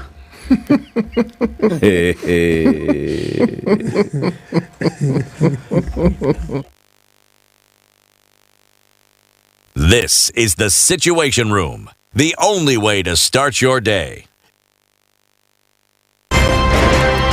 If you go out of this country and come back the same person, then you have a problem. Buy land, 1 million. Put it there for 5 years. What's the purpose? It'll have increased in value. No, that's the thing. That's darkness. That's an eclipse. You don't do that. I hope you don't believe that a hustler is a poor person, or that all hustlers are poor. I've seen that conversation. Tell us, who is a hustler? So who's a hustler? Hustler is a person who is making a living through hard work. Corruption in Kenya is a political accusation. The people who are actually corrupt are not pointed fingers at. Kenya is not free. Kenya imeshikwa na mateka. It's under siege. Have you seen that lodge on Nyeri Road? Very high fence. You can't even Windows sleep inside. up near the ceiling. Yes. And if you walk there at midnight, you see bats the size of cows. And when it rains, it doesn't rain on that building. Yes. When you're at All Saints and it's raining, it doesn't rain on that building. The things people will believe. The Situation Room, Kenya's biggest Nairobi, conversation. 16 degrees. We'll see highs of 27 and we'll see highs of 29 and a partly sunny Nakuru at 14. 13 and sunny in Nyeri, highs of 27, while Eldoret will see highs of 27 and it's sunny at 15. Mombasa is sunny at 28 with highs of 34 today, and Tuesday we'll see highs of 33 in the sunny Malindi at 29. It's 20 and sunny in Kisumu with highs of 31, while Kakamega is sunny at 17. It'll go to highs of 32. Looking into Kampala, it's cloudy at 19 with highs of 30, while Dar es Salaam is sunny at 27 with highs of 33. Johannesburg is sunny at 14, highs of 28, while Mogadishu sunny at 28 will go to highs of 33. Eldoret, I beg your pardon, Mogadishu at 28, sunny with highs of 33, while Addis at 16 is sunny with highs of 24. Lagos is clear at 27, and Kinshasa is clear at 24.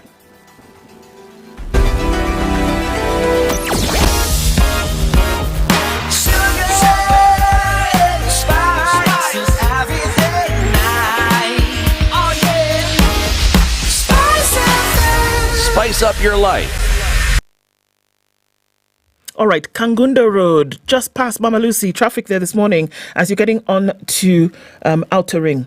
Outer Ring traffic is snaking along, and it's going to touch on the Thika Superhighway at some point, where we've seen traffic tail back towards Garden City. And before that, it's coming in smoothly all the way in from Kahawa, coming in from KU through.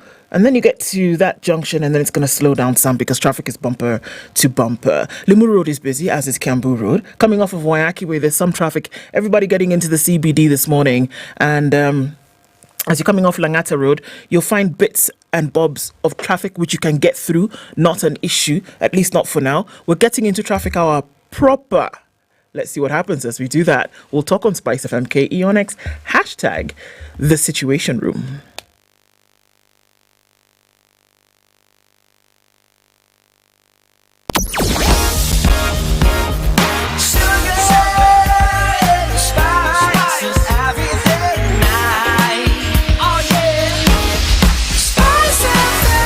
Spice up your life. Mature, intelligent talk every morning. Spice up yourself.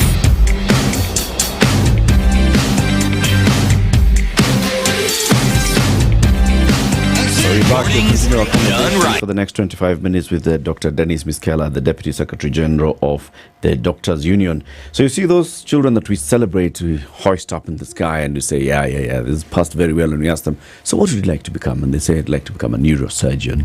I'd like to become an oncologist. I'd like to become these or the other, all doctors. Go to university, study 7 years, graduate, given the power to read, but you cannot start reading as a doctor. You have to go and serve 1 year internship. That's mandatory for you then to be registered as a doctor by the Dentist Council, the Doctors Council. But now, this internship, which is mandatory, that's where the problem is, because the government has not posted interns for how long now? For the last 8 months now. The last 8 months. Those that graduated have just been waiting for 9 months for, this is almost the year that they should be taking to do the internship so that then they can be registered as doctors, so they can now start working as doctors. This hasn't happened. And this is causing a serious issue because we have a backlog, we have more doctors, more new trainees who are graduating, not being posted. 27% of health workforce in this country is these interns. So doctors are now saying we are going on strike come Thursday morning. So I think the question here is, one would assume that for every cause there is an effect, or for every action that there's a reason, or in this case, for any kind of inaction, there is also a reason. You've mentioned it maybe quickly, but then the guardian of this entire process is the Ministry of Health. Yes. Okay? So what are the reasons that were being given as to why this is not happening? Now, mind you, and of course I shouldn't be saying that, but because you know, this intern issue is one of the issues that's on the table right now that needs to be dealt with. And it would appear as though resources are at the at the end of all of these conversations. But what is the reason that the Ministry of Health is giving as to why these things have not been done, why the CBA has not been upheld in its entirety? What's the reason? Yeah, of course, your guesses are good at mine that they talk about resources and lack of it. But for me, I think it's just a lack of prioritization. Why do I say so? Because when we devolved healthcare in 2010, there were certain issues that should have been done, like unbundling the cost of care that the counties are going to take. But when the transition authority tried to tell the governors to allow it to take time to unbundle this, the governors blackmailed President Uhuru, former president, that is against devolution. So the president told them, okay, take it. So health was then devolved in a way that was not making sense. And as a union, we have really said that, come on, something is wrong with this. Let's talk about the Health Service Commission. So, no. Don't do that. These are just teething problems. We'll fix it. 14 years later, this teenager is still teething. worst of all is that healthcare is 90% devolved. Yet 65% of the budget in healthcare remains in MOH. MOH has 143 billion in this current budget. And only function they are supposed to do is policy and training. And yet they have the bulk of them. That's all, yes. Policy and training. Policy that they make and they don't follow. Training that they don't do. So you wonder then what else are they doing apart from attending meetings and seminars and launching things. And then when you ask them, they tell you, no, talk to the counties, you are devolved. When you go to the county, they tell you, no, the money is at MOH. And things have become so bad that the government right now has this story about UHC, which has of course failed twice before. This is the third attempt. Yeah. They forget that UHC has the 4 components. You have the financing of the healthcare system, the medicines, the technology, and the human resource. And WHO then adds a 5th one about leadership and governance, about somebody then controls and organizes this entire infrastructure. They have done everything in reforming KEMSA. They have done everything in building hospitals all over the place and buying ambulances. They did everything in MES projects and buying all these machines. The only thing they have refused to do is have a sit down on human resources for healthcare. Why do you think that is? I don't understand it, because we have been singing this song for a very long time. The Health Service Commission, in terms of a suggestion as to how this would be taken care of, has been suggested year after year after year. And it would appear as though anybody who heard about such a thing would be say, oh, very gladly, take away that component from us and you deal with it. Why is it such an issue? You know, the biggest issue that we live in a country of very dishonest men and women. The conversation around Health Service Commission is something that even on the BBI was there. But governors always refuse to let go. Because they told them that health is devolved. But these guys are conning you. Because for the 3 billion, 4 billion they give you, 80% goes to payment of salaries. Yep. So they don't help you. So can you give them this heavy burden of the HR, they carry that skunk, then you build hospitals and buy drugs and do your stuff, you know?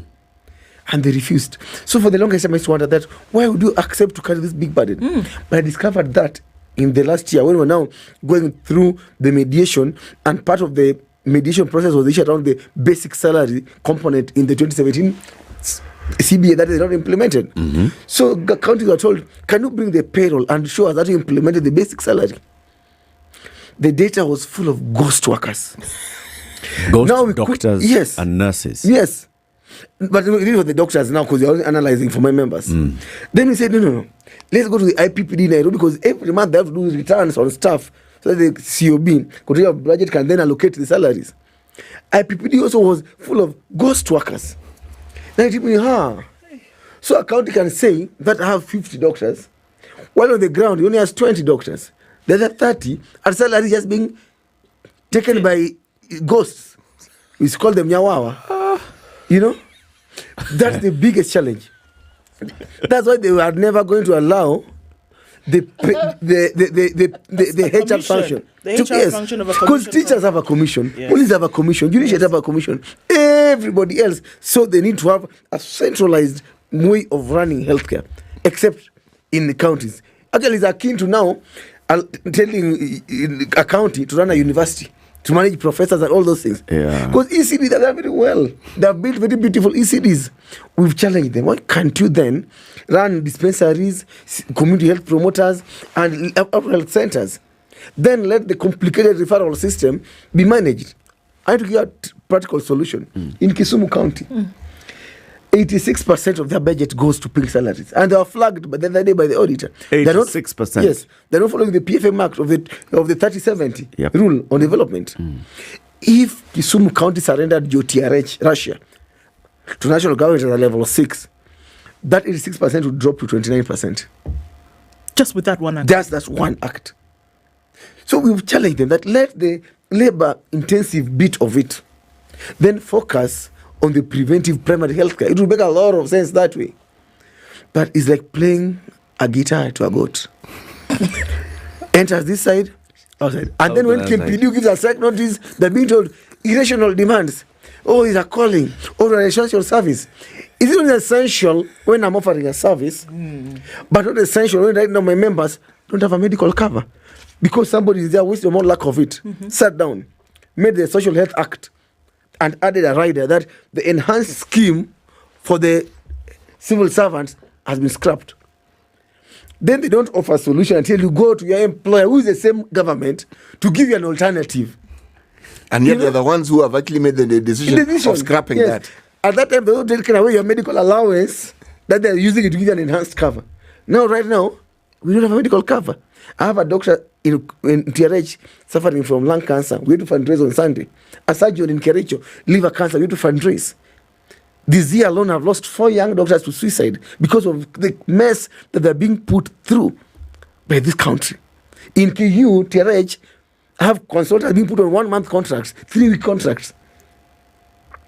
So things are bad. The frog is telling you that the alligator has a cough. Please believe it. Daktari, when you looked at this data during these negotiations and you were looking at the payroll for health workers in these counties, from what you know, how many doctors are employed by the counties, and what did you see? The number of doctors that we saw on that payroll was around 5,000. But this is because we are analyzing 2017, 2021 data only. Okay. Yeah? Mm-hmm. So probably this has been higher from 2021 up to now. But I know that in the registrar, in the KMPDU, we have around 15,000 registered doctors.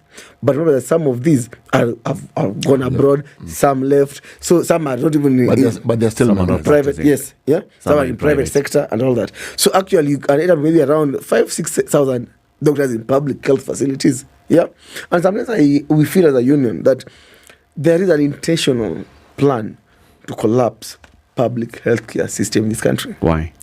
Because everybody knows what's wrong. The Chan document, the latest document, was analysis of the facilities in this country. So launched like 2-3 months ago. And they saw that... It was last month. Yes, that there's no single public facility that meets the staffing norms. That the ministry itself has said that a level 4 should have 50 medical officers, X number of nurses and all that.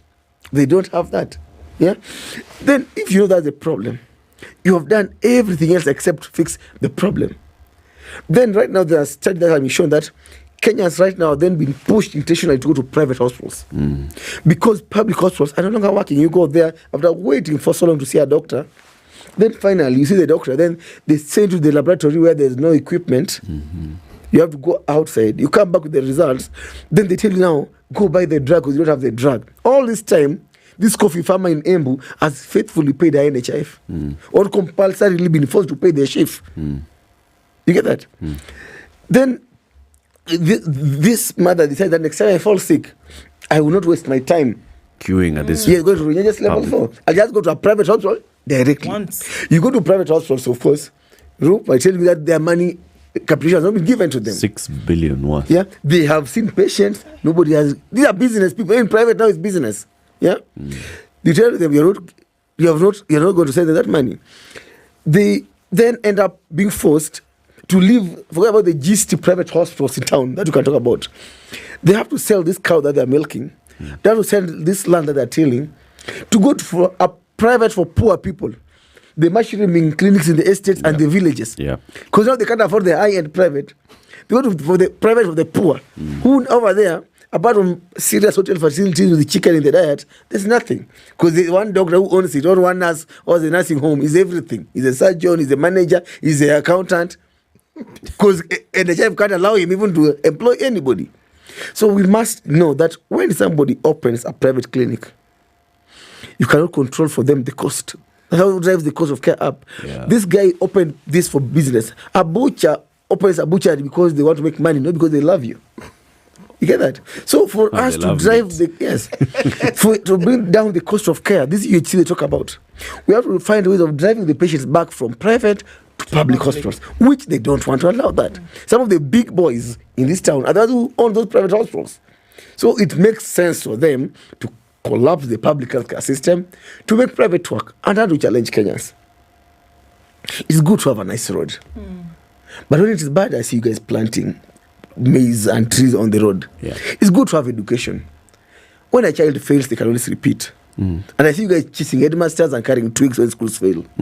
I'm yet to see a single day that Kenyans will say that this child did not have to die at age 5 because there are no drugs in the hospital. I'm yet to see Kenyans carry twigs because this mother did not have to die because there was no equipment. Yeah?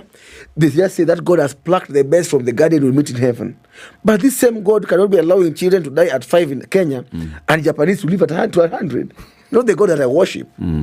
So we must hold our politicians accountable that healthcare is devolved, yes, but we voted for our president. We have a government. And they gave promises, a manifesto, 20,000 healthcare workers to be employed by Kenya Kwanza. We are shocked. How many are they employed? 100,000 CHPs, community health promoters, who have zero medical training. The only thing they have is a nose to breathe and legs to walk, probably. So you are then being told that we have 100,000 CHPs in the villages, and they have very nice machines to test for BPs, test for sugars. But after you create this need and tell this mother that they're hypertensive, where does she go? Exactly. They go to a hospital where there's no nurse, no doctor, no drug. So you have left this one more stressed than she was. She's hypertensive with plus more stress. Ajapata dawa. So her condition is going to get worse. Get worse. You tell this one that, Mama, I suspect you have maybe cancer or something. Go get tested. Then they go, there's no pap smear for this woman to be screened. So she's going down with fear of the unknown. In fact, there's a study by National Cancer Institute that says that patients no longer present with stage 4 cancer because they don't know. Every young woman knows about pap smears. Every young woman knows about even this screening. Yes, they're all educated. Kibaki gave us free education. People are now enlightened. The challenge causing this stage 4 cancers is that there are no screening services. This woman keeps on going to this dispensary where the nurse is on leave. She's not there. Then she goes to health center where there's no doctor. She's being told you have a UTI. Antibiotics upon antibiotics. By the time she finally lands in the hands of a gynecologist or a medical officer, she's in stage 4. The kidneys are all locked. More expensive to treat, but more importantly, a life loss unnecessarily. 9 of them die every day from cervical cancer. Something that if we only had healthcare workers in facilities the way it's supposed to be, we'd save lives. Meaning the screening would enable you to understand that the disease exists, yes, and appropriate measure would have been taken at an early stage. Thank you. Dr. Ari, yes. Since you issued your strike notice, that's what, 12 days ago? No, we gave it the 6th day. It's the 6th day. It's a 7-day strike notice, yes. Yeah. Have you had any meeting with the Ministry of Health? Yes, or with the Council of Governors, the Committee on Health? Council of Governors have not met us because for them now they feel very nice that MOH is carrying that. This is an internship issue. It's MOH. All the issues they're raising will keep off. Yeah. So we've been able to meet Minister of Health twice. But as my chairman says, that there'll be more of guidance and counseling sessions. We are being told to wait. There's no money. There's no single concrete thing we have been offered. What's the latest meeting you held with the ministry? It was yesterday morning, and it was a very, very disappointing meeting because we were called for a meeting and we thought that we were going to have the CS in the meeting. But we arrived to a meeting that the PS was present. We were told that the CS had planned for another meeting again with another group of people. So we don't know that who is making decisions in the Ministry of Health. What conversation did you have with the accounting officer? They told us that there's no money, that we should understand and give them some time. And we asked them that we've been understanding for the last 1 year. We have been in negotiations and mediation for 1 year. Were there dates? Did they say, all right, so today is the 11th of March. There's no timeline. We don't have money in our account. If you give us until the 30th of March or 14th of April. There was no offer, no timelines, no nothing. We just told that, please call off the strike and give us time. Time that we have given for the last 7 years. The CBA is 7-year-old. Yeah. Who was in attendance from your side? I was there. The chairman was there, and our executive council members and our legal officer. Okay. Yes. From the government side? Everybody that needs to be there. From the ministry, sadly. The PS and the Deputy Director General, Director Administration, and somebody was acting for the DG, Director General, and other heads, the directorates. So senior directorate officials were there, and the accounting officer, the principal secretary, was present. Yes. And the conversation here is about posting of interns. Plus other issues that have Plus arisen the other now. issues Yeah. that have arisen. Yes. But the main one is the posting posting of of interns, interns. Which, Again, the main issue, we are even able to tell them that we have we have all these demand issues, but we are willing to let some of them be prorated and sorted out later. But please post the interns. Okay. There are these specialists who are in school who are working and studying. They have exams coming up. They've been locked from exams, and the government sponsored. Please, if you can't pay their fees, then write for University of Nairobi. They are this government to government. Yeah. Just like that, these are our the students will pay later. we are committing to pay. Okay. We told them that we have medical cover that we don't have. People are dying. We have interns going to the hospitals. If you post them, that is without a medical cover. Get us a medical cover. And finally, we told them that there's a basic salary that we have all agreed, and it's 7 years late. It's a court order. Yeah. We are in contempt of court. Kindly find a way of telling us, don't even pay us all the money in the bank, but tell us that from this day we'll pay you in this manner. Give us a payment plan. Yes, a payment plan. Okay. Is that so much to ask for? What did they respond to? This one specifically, what did they say? They said, our hands are tied. We can't commit anything. Why? I don't know. But the commitment already exists. Did they explain why this money is not in the budget? I don't think they're going to own up that they forgot to defend a budget. Okay. There's a supplementary budget that should be coming. Supplementary 2 should be coming to Parliament. Yes. We're in March. So maybe by April it should be coming.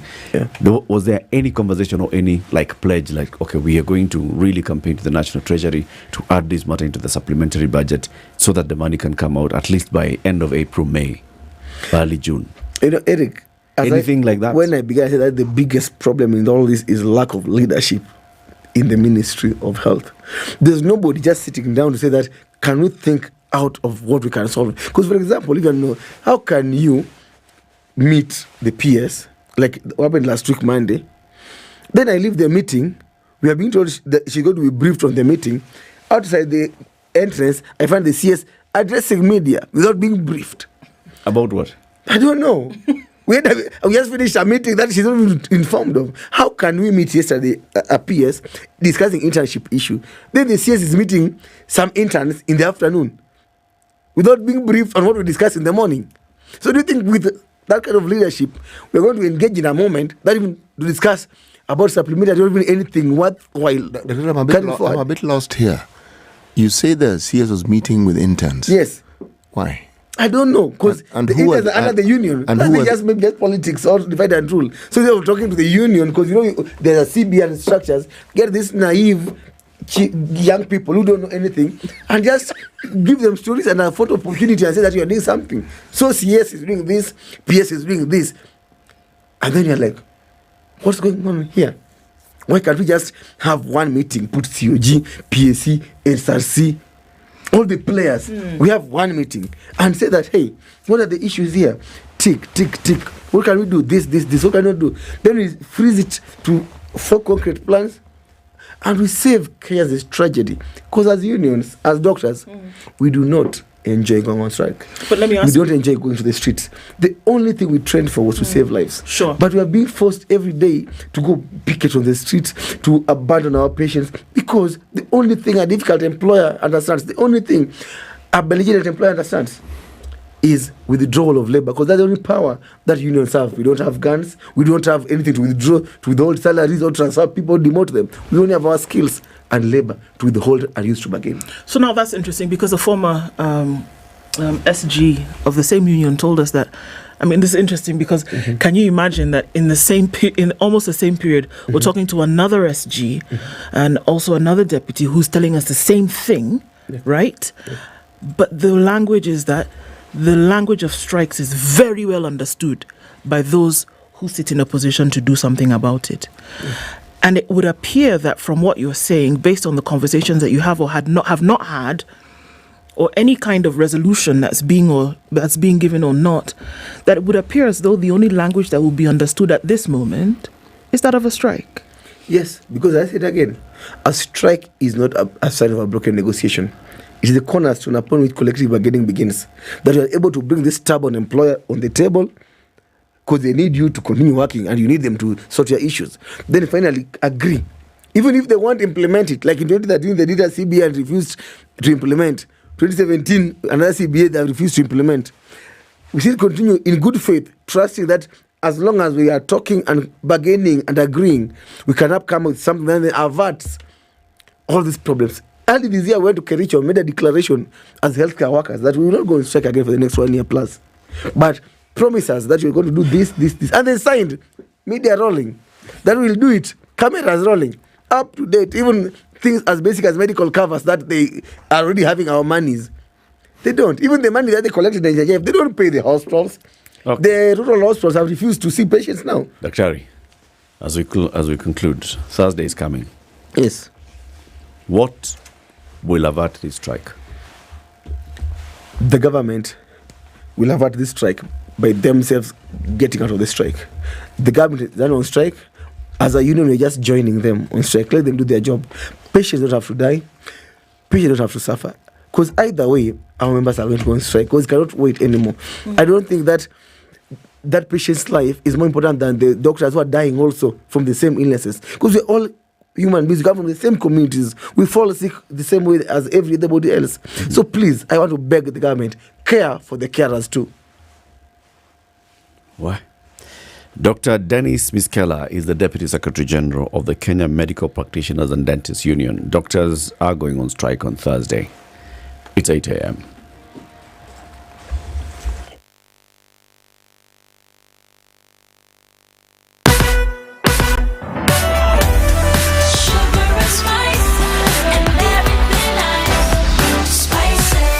Spice up your life. Vibes Radio.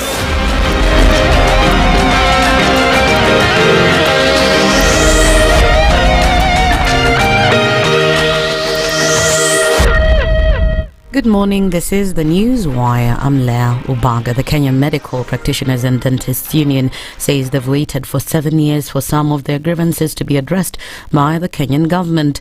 Union Deputy Secretary General Dennis Miskela says they can't wait until July for the government to resolve the issue on intern salaries and deployment, as another cohort will be graduating.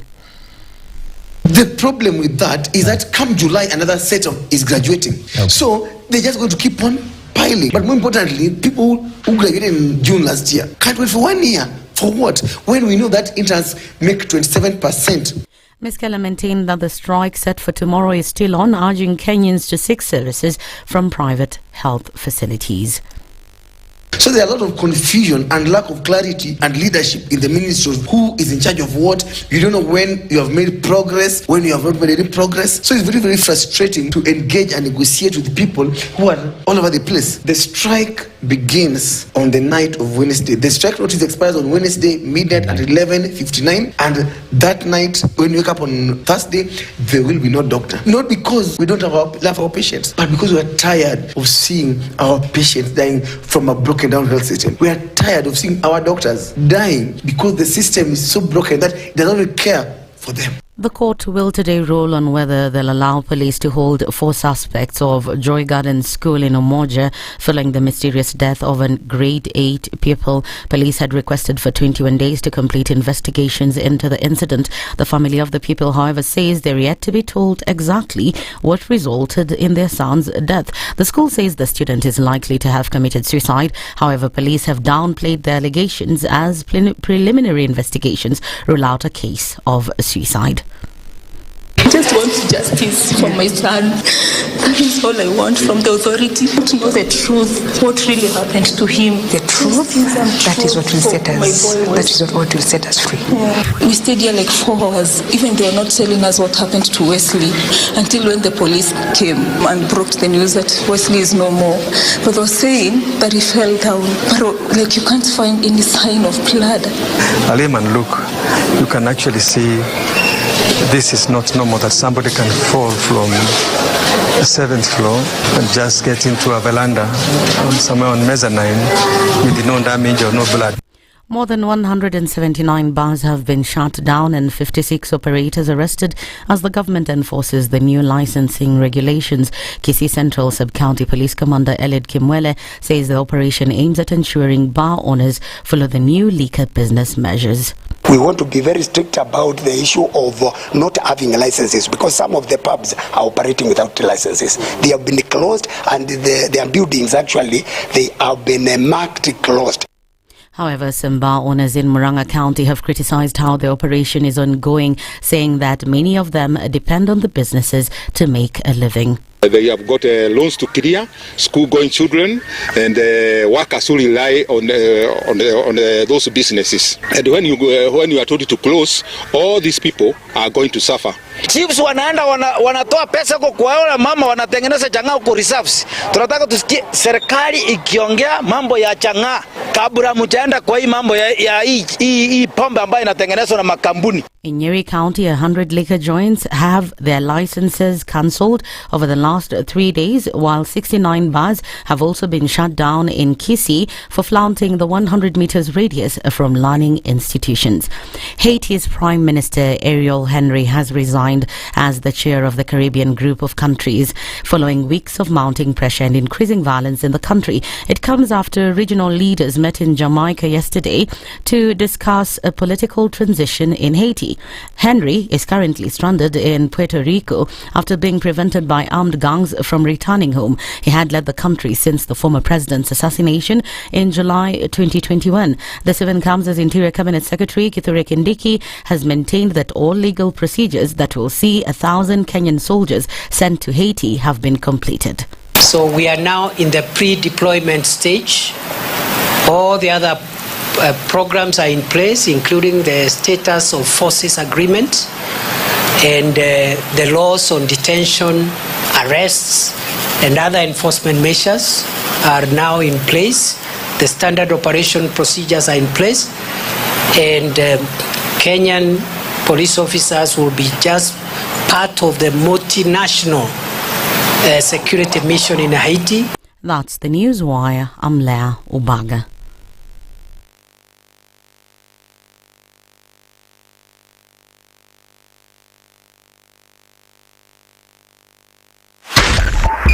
.5 Spice FM, Kisumu. All right, where are we? These Nairobi streets busy. As you're coming off of Landis Road, getting towards that home Glima area and then out towards Haile Selassie, very busy and it's bumper to bumper. Looking at the Makadara train station area on Jogo Road also is busy. Raila Odinga Way started with traffic as early as 5:30, so not quite sure. It looks like we're still dealing with the dregs of that. Coming off Langata Road, not too bad. The Thika Superhighway is still buzzing with traffic. Now there's traffic coming off of Outer Ring and touching on that particular junction as you head out to the city. Normal through the Pangani underpass. Will take some time to get out of that because, everybody's tunneling in the same direction. Lower Kabete, out through Spring Valley. There's some traffic here as well. The construction on Limuru Road up there near Thigiri will still continue because, the traffic will still continue because of the construction. Northern bypass coming in through Runda, not looking too bad. Folks starting to go that way instead of sticking on to Limuru Road this morning. All right, we're going to keep an eye on things. It's a few minutes after 8 o'clock. Let's see what happens as we go through the morning and we'll talk on SpiceFM. KE on X, hashtag The Situation Room.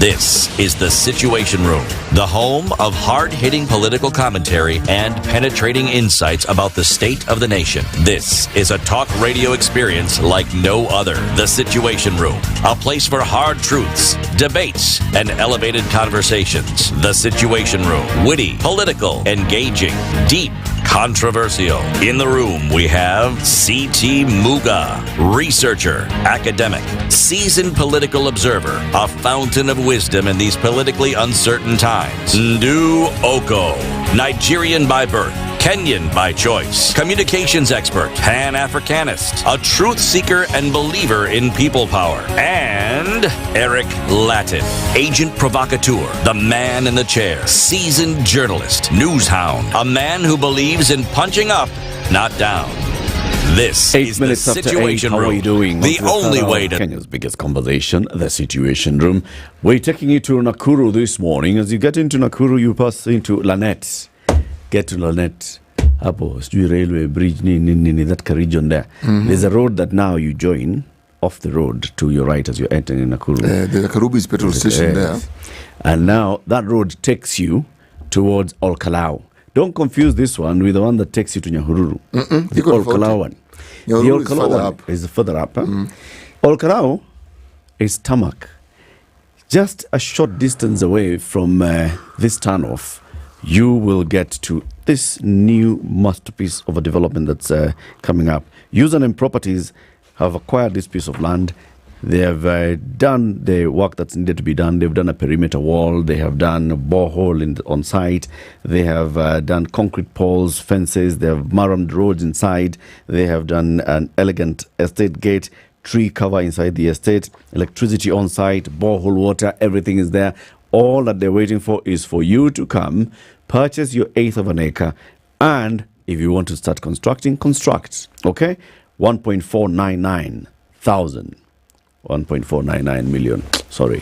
1.4. Okay. 1.499 million shillings. That's all they're asking for. It's Serenity Springs in Lanette. It's an exciting project for the discerning investor and aspiring homeowner seeking an ideal location in Lanette, a vibrant metropolis suburb within Nakuru city. This project is only 20 minutes drive from Nakuru. It touches the Nakuru Olkalau Tarmac Road. Not at it's near the tarmac. It touches tarmac. It is a place with close proximity to schools, hospitals, modern estates. Right there, 3 kilometers from here, from Serenity Airport, Nakuru Airport. Like that. Like that, okay? And all they're saying is, please, just talk to us and we'll sort you out. Talk to us and we'll help you get into this investment. SMS the word plot and send it to 20321. Plot. 20321. Plot. 20321. Okay? Or call 0725 00 00022. 0725 000 222. They also organize those site visits every Wednesday and every Saturday from Kencom in Nairobi, 8 a.m. From the mall in Nakuru, what's it called? West End. I was going to say Buffalo. It's called West End. No. The mall in Nakuru? Yeah. It's called West End. Okay. It doesn't sound like it. So it's like the West End is the word. We'll get the word. But you know the mall in Nakuru. Sawa. 9 a.m. Get there Wednesdays and Thursdays. But if you call 0725 000 222, they'll organize for you to come, visit, see, make a decision. They can follow up with you, help you to make the decision, going on, so on and so forth. Okay. You've been talking about healthcare. Healthcare. Guess what? Jubilee is the number one health insurer in the region and has been voted as the most trusted wellness partner. So talking about health insurance, where you need to go to get that done, they offer a comprehensive, tailored and affordable health insurance option for as low as 6,200 shillings per year to individuals, families, small business, chamas and corporates, not forgetting an international health cover for those who travel often. The solutions range from inpatient and outpatient to maternity, dental, optical, critical illness cover, mental health programs, including other health and wellness solutions. They are big on preventative care and support customers to live healthily. So get started. Text the word cover to 40643. That's cover to 40643, or call 0709 949,000, 0709 949,000, or visit jubileeinsurance.com/ke/health. Very, very good. West Side. West Side. What did I say? You were right. End side, okay, west. As long as it's west. See, the end is on that side. Exactly, that's what I said. You can even say western. Surely. So long as it's west. And it's not waste. West. It's west. We'll have a conversation shortly with Kennedy Ondieki, who is a UDA coordinator for South Nyanza region, when he joins us here. As we talk about all these things. And then at 9 a.m., we'll be hosting the senator for, what county is it? Uasin Gishu County, the former governor, Mandago. He currently is the chair of the health committee in the Senate. The conversation that we just had with the Daktari about the pending strike, the impact of not having interns in these health facilities across the country, 27% of a workforce not there. What does that mean? Already you have a shortage of doctors. And then the ones that come to help them also are not being posted. So you reduce the capacity that is already reduced by a further 27%. Yeah. And then you have to ask yourself what happens as a result of that. People die. Exactly. I mean, it's not really complicated. It isn't, and I don't think you need to color it any other way. People die. Children die. Women die. Men die. Yes. People go to hospital for an already exacerbated situation and they cannot get the help that they need. So what do? They go back home and then they do what? They die. Yes. That's what we're talking about. We're not talking about anything else. And so in as much as we're talking about, resources are not there and blah, blah, blah, you have to ask yourself, what value do you place on the well-being and life of a Kenyan? In whatever capacity you work today, whether you're at the Ministry of Health, whether you're at the Ministry of Education, whether you're at the Ministry of Interior, wherever you are, what value do you place on the well-being and life of a Kenyan today? If you can answer that question in truth, not fact, in truth, how you value will then determine how you act and how you prioritize. Let me ask something. Did I misread it, or did the MPs suddenly give themselves more money? They did 2 billion. Yeah, in the next budget. Yeah. They did. Yes. They did. 2 billion. Okay. They did. Do these people sleep easy? I mean, are they like the rest of us? You sleep at night peacefully, wake up peacefully. People elect you, and right now, the very people you're talking about across the country, there's no exception here. The very scenario we've painted is happening all across the country simply because 27% of that workforce is not able to do what they're supposed to do. Now, let me ask the question. As a representative of the people, have you heard any member of parliament raising their voice to point out to this situation that is now prevalent, alive and well, and a present danger for very many Kenyans who might be seeking healthcare services? I think it's important that you ask the question in the manner in which you did. That has there been any representative of the people? Yes, these people who are now dying. Or Yes, raised the ruckus about this thing. Yes. There was a campaign a few months ago, not months, years ago, and it was a global thing, whereby should a disaster happen, that we ask you to, and the people who are affected, we ask you to say their name. Don't say 100 victims died. No. Don't say that. Don't say that 50 women were raped or sexually abused.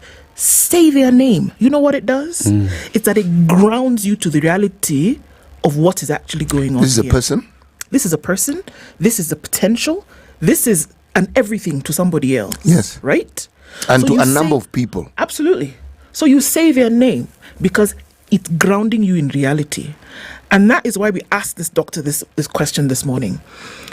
Tell the situation as it is happening, that a pregnant woman who is a doctor died on the operating floor as she was delivering another woman of her baby. Say it.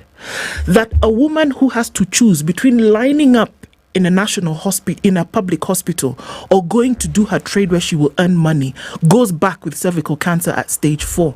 Say it, because that is a reality. That you go to the hospital and you're diagnosed for some miracle after 3 months, after going back and coming, you're finally diagnosed and they say this is a treatment that you need, that there is no medicine in that hospital, so you go across the street to buy medicine in a private facility, more expensive than you imagined, and so the next time you need treatment, you don't go back to the public hospital. You can't afford it. You go back to the private hospital because Yes. you're going to at least get what you're looking for. That's the situation. Name it and say it.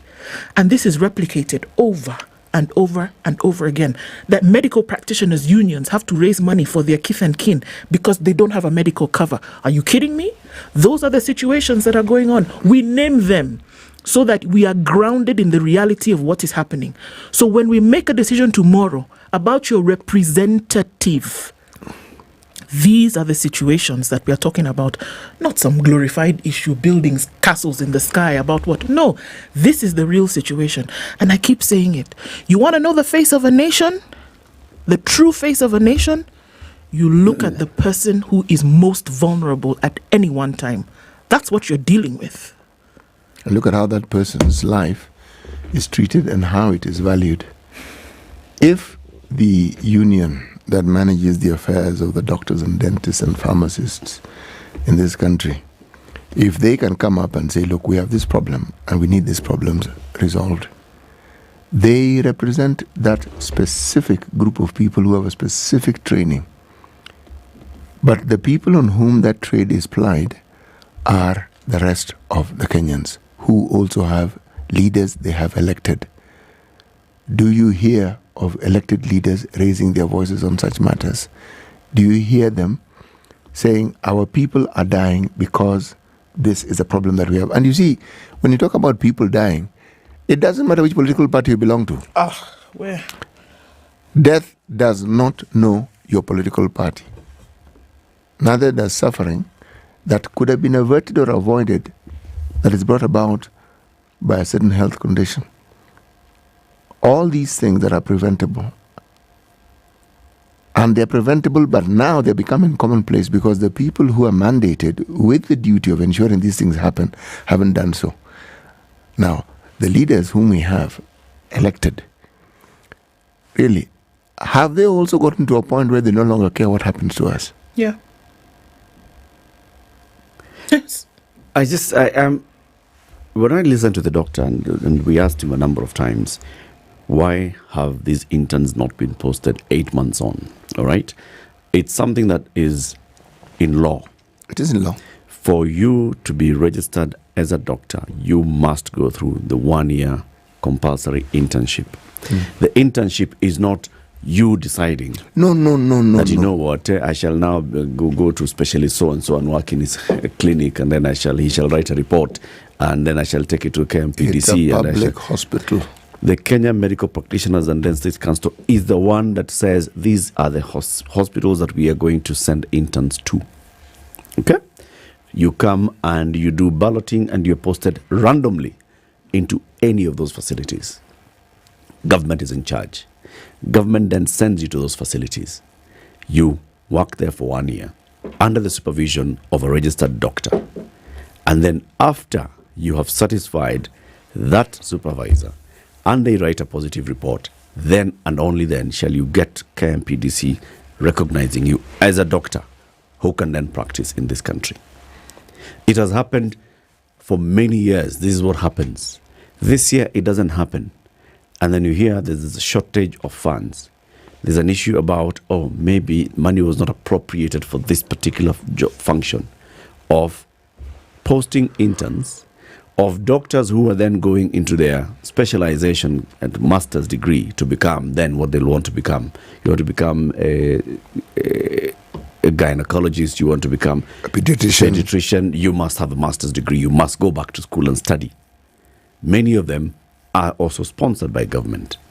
If you hear that there was no appropriation in the budget for this element, you ask yourself, what are we talking about here? Is it really the case?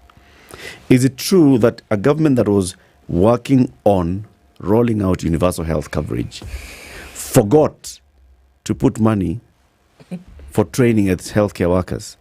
Who are key to the rolling out and to the success. And this time, unlike before, there's the Ministry of Health and there's advisors to the president and there are health advisors to the president who are doctors who went through this themselves. We've been 60 years into this process. Yes. Is it really possible that the directors at the Ministry of Health who are doctors, who have always done this and they've put this as a vote and they went in through the budget, same process, that they could have forgotten? No.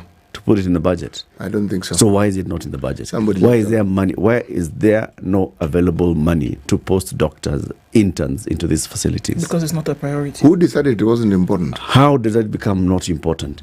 When one of the key pillars of the plan of the Kenya Kwanza administration is universal health coverage. Yes. When you have a health advisor to the president who sends a report to the president every day or regularly on this is what we are doing and to realize. A whole ministry. And you have an entire... How is it possible that there is no money to post interns and to pay for training of... Eric, do you know what is actually interesting? You look at that ministry, there are very few places in this country where you'll find such a large number and a collection of doctors like the Ministry of Health. And they all went through this process. And you're telling me they actually forgot. There's no way. It's impossible. The budget is not prepared by Susan Nakumicha, the Nope, CS. it is not. Or the principal, two principal it is secretaries. not. It's not. It's prepared by technical people who work in the ministry and they've been there for long. And they know when you're making the budget, there are some things that are just obvious. Salaries, training, it's there. When the ministry receives 143 billion shillings, it's part of the justification is because there is training, which is our role as a nation. How is there no money to... No. We were to have the principal secretary in the Ministry of Health, Mary Mudhoni, yesterday, but because of that meeting that they were having with the union leaders, she was not able to come. We're hoping that we'll be able to get the principal secretary or the cabinet secretary, because this, what the doctor has told us here, we need to hear from the other side. No, we must. It's absurd. It doesn't make sense that there is no money to post interns. Something that has happened for years. It's not a new thing. 60 years, my friend. It's not a new thing. Anyway, our guest is in the studio. Kennedy Ondiek is a UDA coordinator for South Nyanza region. But Ondiek, good morning. Good morning. Welcome to the hot seat of the Situation Room. Thank you very much. Good to have you here. We were here the other time. Yes. Yeah, I'm slightly late because a little of traffic snarl. Do not worry yourself. Thank you. Yes, we are familiar with the issues on this road of ours.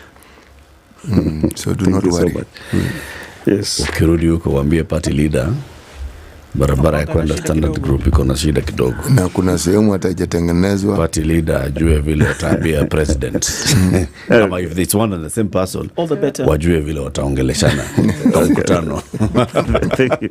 I will convey the message. Very good. Siti, please welcome Mr. Ondiek with the day's proverb. But before we give you the proverb, Ondiek, let's tell you about EcoBank, the Pan-African Bank. I'm sure you know EcoBank. Thank you. Senior. Yep. Yeah. EcoBank is in 35 African countries and 4 countries outside of Africa. It's a big bank. It's the bank that is saying Africa is the next place for every piece of commerce in the world. And they have laid the groundwork. Now they're just telling you, Ondiek, you're thinking of business? Do business across Africa. EcoBank has got you. Imagine do. Evil. Because you don't have to leave. If you do happen to leave, your bank doesn't need to shut down. Your account doesn't need to shut down because you have changed. So you continue with business as though you never left, plugging into one platform and everything just continues even when you have to travel or even when you have to move locations. And so because of this, it's a better way, and a better way to do business gives us a better Africa. Kabisa, kabisa. The proverb, City? He who is scared of words has no heart for deeds. He who is scared of words has no heart for deeds. Wana Kennedy, what's your interpretation of this? Yeah, the one who is so much into who doesn't care much about what statements they make may not have proper responsibility into their actions. So he who cares not much of the words might not bother about the deeds, unless I got it incorrectly. Didn't get it incorrectly. It's kusema na kutenda. Yeah.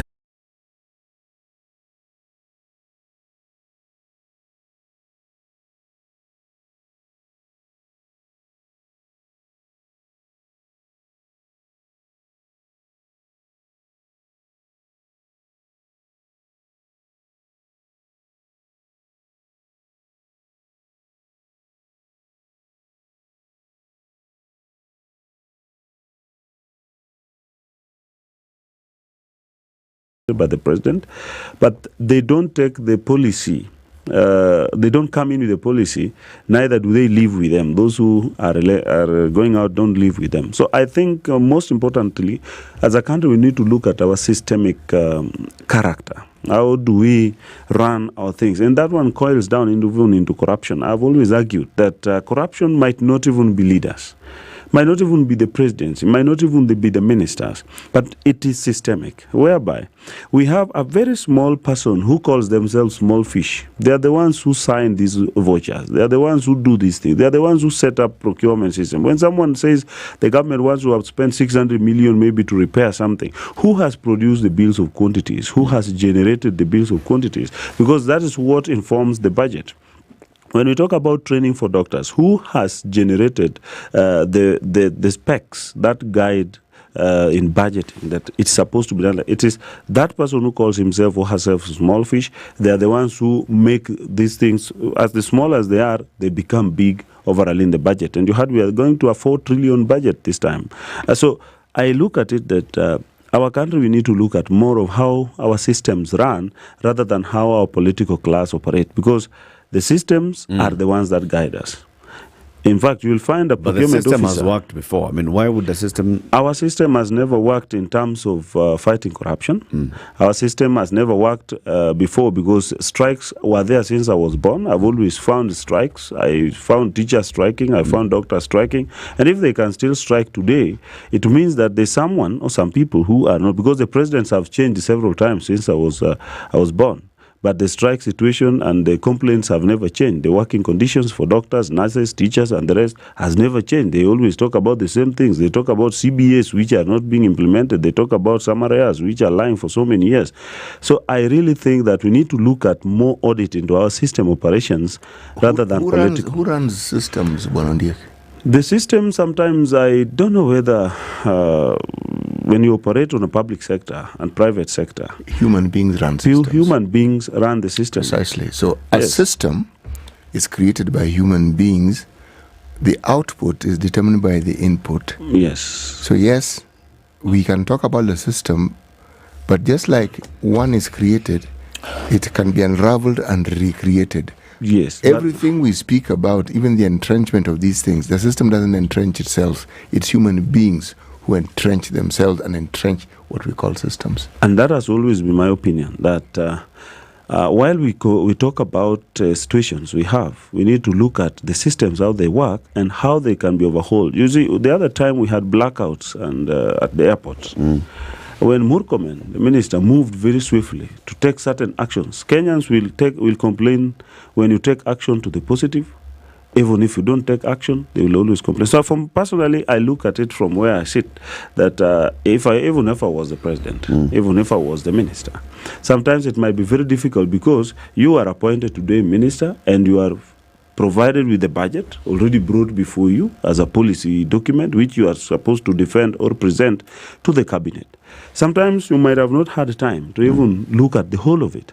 So the persons who are in charge of generation of these policies as to allocation of these resources are supposed to be in themselves patriotic to ensure that when you do something at your smallest desk you are seated, ensure that it is something that promotes the correct use of the prudent use of resources and for satisfaction of the Kenyan needs. I am in agreement with you, but if you are a leader appointed, elected, and you find yourself in government, as we call it, or government service, and you find people who actually work there, when a problem such as the one we've been talking about rears its head, then questions have to be asked.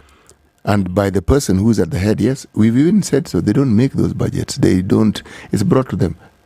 That is the time now you ask, how did this come about? And I think the minister is asking that. So the doctors... which minister? This minister that we have. Asking what? It's asking that. So no. Asking what? So the doctors ought to give her time. I would have requested doctors to give her little time to ask those questions. What kind of little time makes sense? What little time, actually, when you think about it, what time makes sense with it against the backdrop of an act that came about with the ministry as the vanguard of it? So I'm asking, if 8 months down the line, after they got letters about posting, and those postings have not happened, 8 months.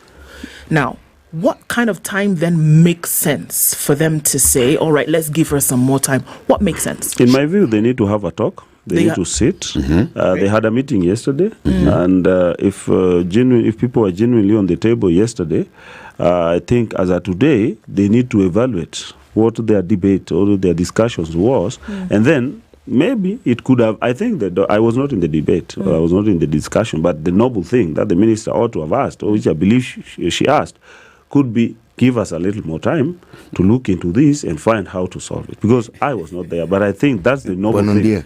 That if you were a union leader, right? Yes. And the minister asked you to give more time, little time, how would you respond? Okay, fine. I would say the reasonableness of time, and I would ask the minister what is the probable amount of time you want. And if I was a minister, again, I would have answered by saying, give me a short time. Maybe I consult. Maybe if they were meeting yesterday, maybe they are consulting today so that they give a report. Maybe before the end of the week, possibly. Because even when you sit in a legislative house, you can ask for a report from a ministry. You are given maybe 14 days, you're given 21 days. So they are constitutionally allowed timelines which are reasonable in themselves. So I believe that the minister and the officers in charge ought to have consulted among themselves and given the union a reasonable time. Because first, we will also not want our doctors to suffer. Two, we would not want workload to be very high because of lack of posting. Three, we would not want also the government to be pushed to the extent maybe that they cannot get. And finally, in my opinion, you realize that this government came in against the backdrop of serious opposition from inside.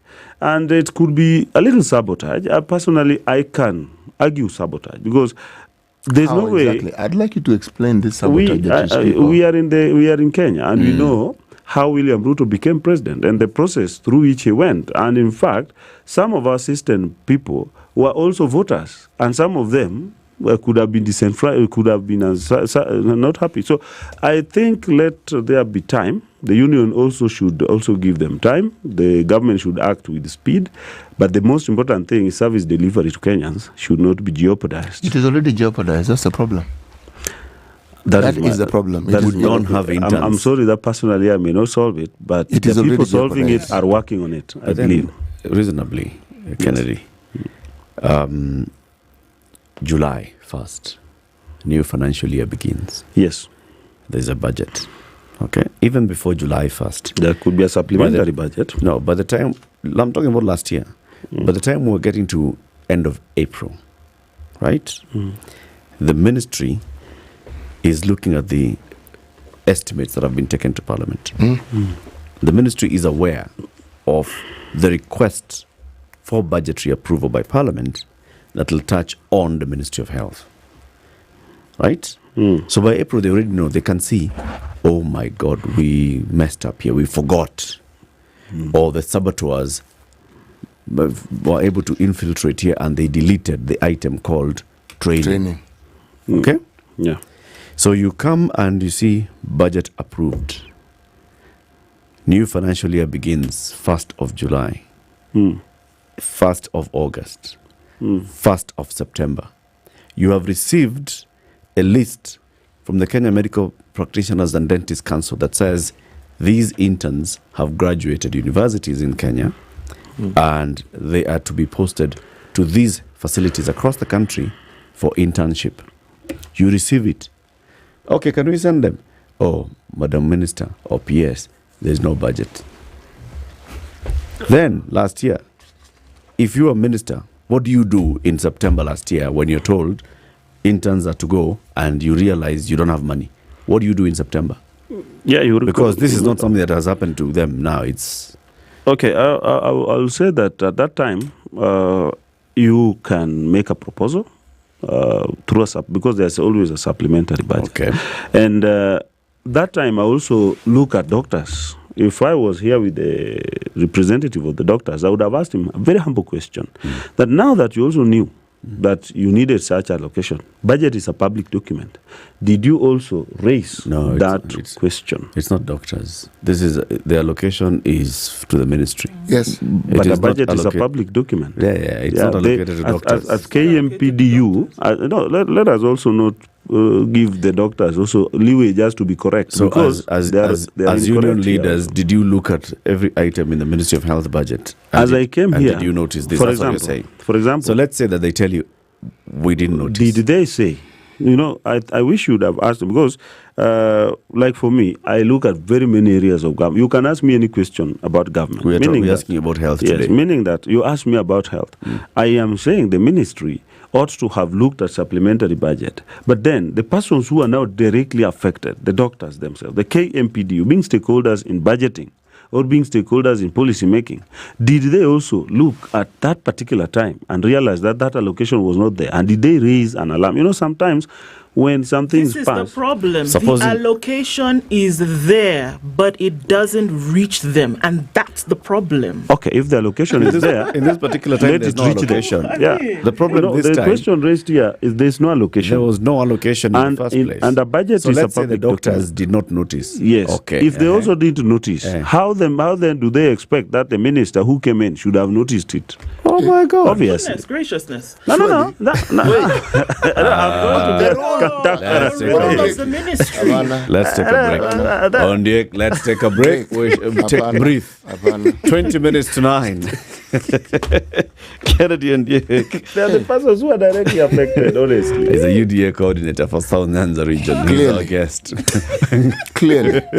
Emphasis on UDA. Yes.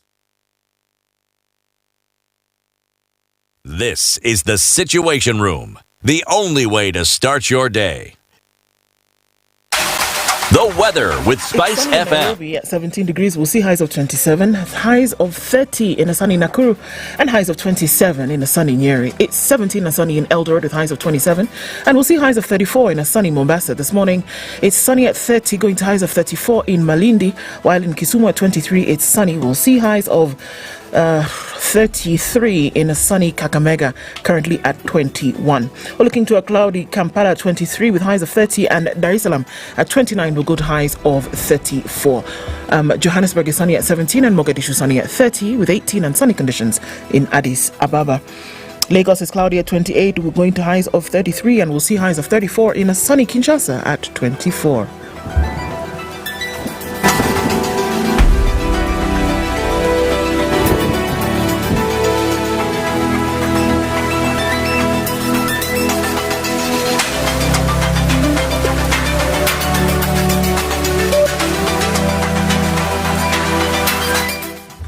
Traffic in the city, we're looking at it heavy coming off the Thika Superhighway, and it's coming in just past Survey out towards the Pangani Underpass. Limuru Road has some traffic, as does Wayaki Way. So there's a hold up there as you get towards the Westlands roundabout junction, what was before.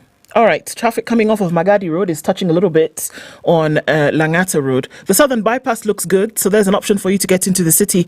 And let's look at that movement. Then coming in from Cabanas to North Airport Road out towards the eastern bypass. It's heavy then touching on Outer Ring. So traffic everywhere. Well, at least in this area for now. We're still in traffic hour. Let's see what happens when we come out of it. But in the meantime, help us keep things moving this morning. Talk to us on SpiceFM KE on X hashtag The Situation Room. Mature, intelligent talk every morning. Spice up yourself.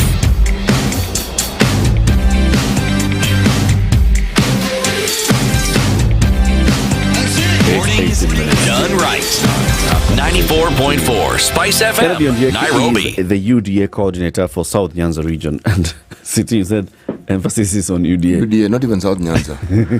And in fact, instead of his title should be enhanced, because it's not just coordinator, it's coordinator and defender of UDA policies in South Nyanza and Kenya, which is good. This is not even about the UDA policy. This is about the government performing. Yes. It's government issues. So you're saying, there should be responsibility on both sides. True, there should be. Who bears the burden of responsibility? Yeah, generally, I think the government, which is obvious, that being that we are in a constitutional state, government takes full responsibility as to the service delivery and as to the challenges which affect Kenyans at any instance. The only thing is that if you look at the principles of equity, equity also favors the vigilant and also doesn't care about the indolent. In the situation where you are right, your right is either infringed on or is about to be infringed on, your vigilance sometimes play a role. And that is now maybe what I was emphasizing, that when the doctors were aware the budget is being made and they know that such kind of things are supposed to be there, then first when the budget policy came out, they are the ones who should have even pointed to the ministry that there's an omission here. But I think that one, you have dealt with it, and maybe I may not wish to have more on it. Yes. Oh my God, slight sana bwana. Hey. Yeah. Okay. Let's talk about the matter that we wanted to discuss with you this time. In South Nyanza region, we are seeing a lot of political movement now.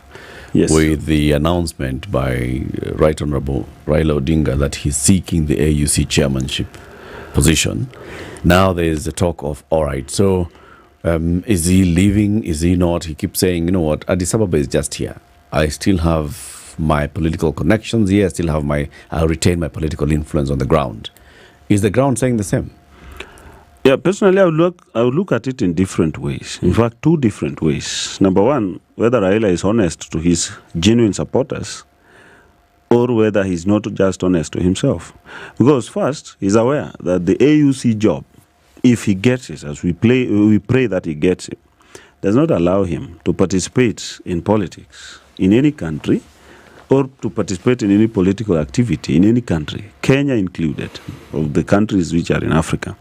At the same time, he's also aware that when he is not allowed to participate in such political activities, then he will not be the party leader of ODM, neither will he remain the coalition leader of Azimio. So, by declaring in public that I am still around and I will be around, that job notwithstanding, is in itself, I believe, is dishonest. But as a country, we need to look at the position that Raila is looking for. It is not for himself, because there's not much gain that he will personally get, apart from the little salary and maybe the job description, or maybe improving his CV. But Kenya as a country has a lot to gain if Raila becomes the chairman of AUC.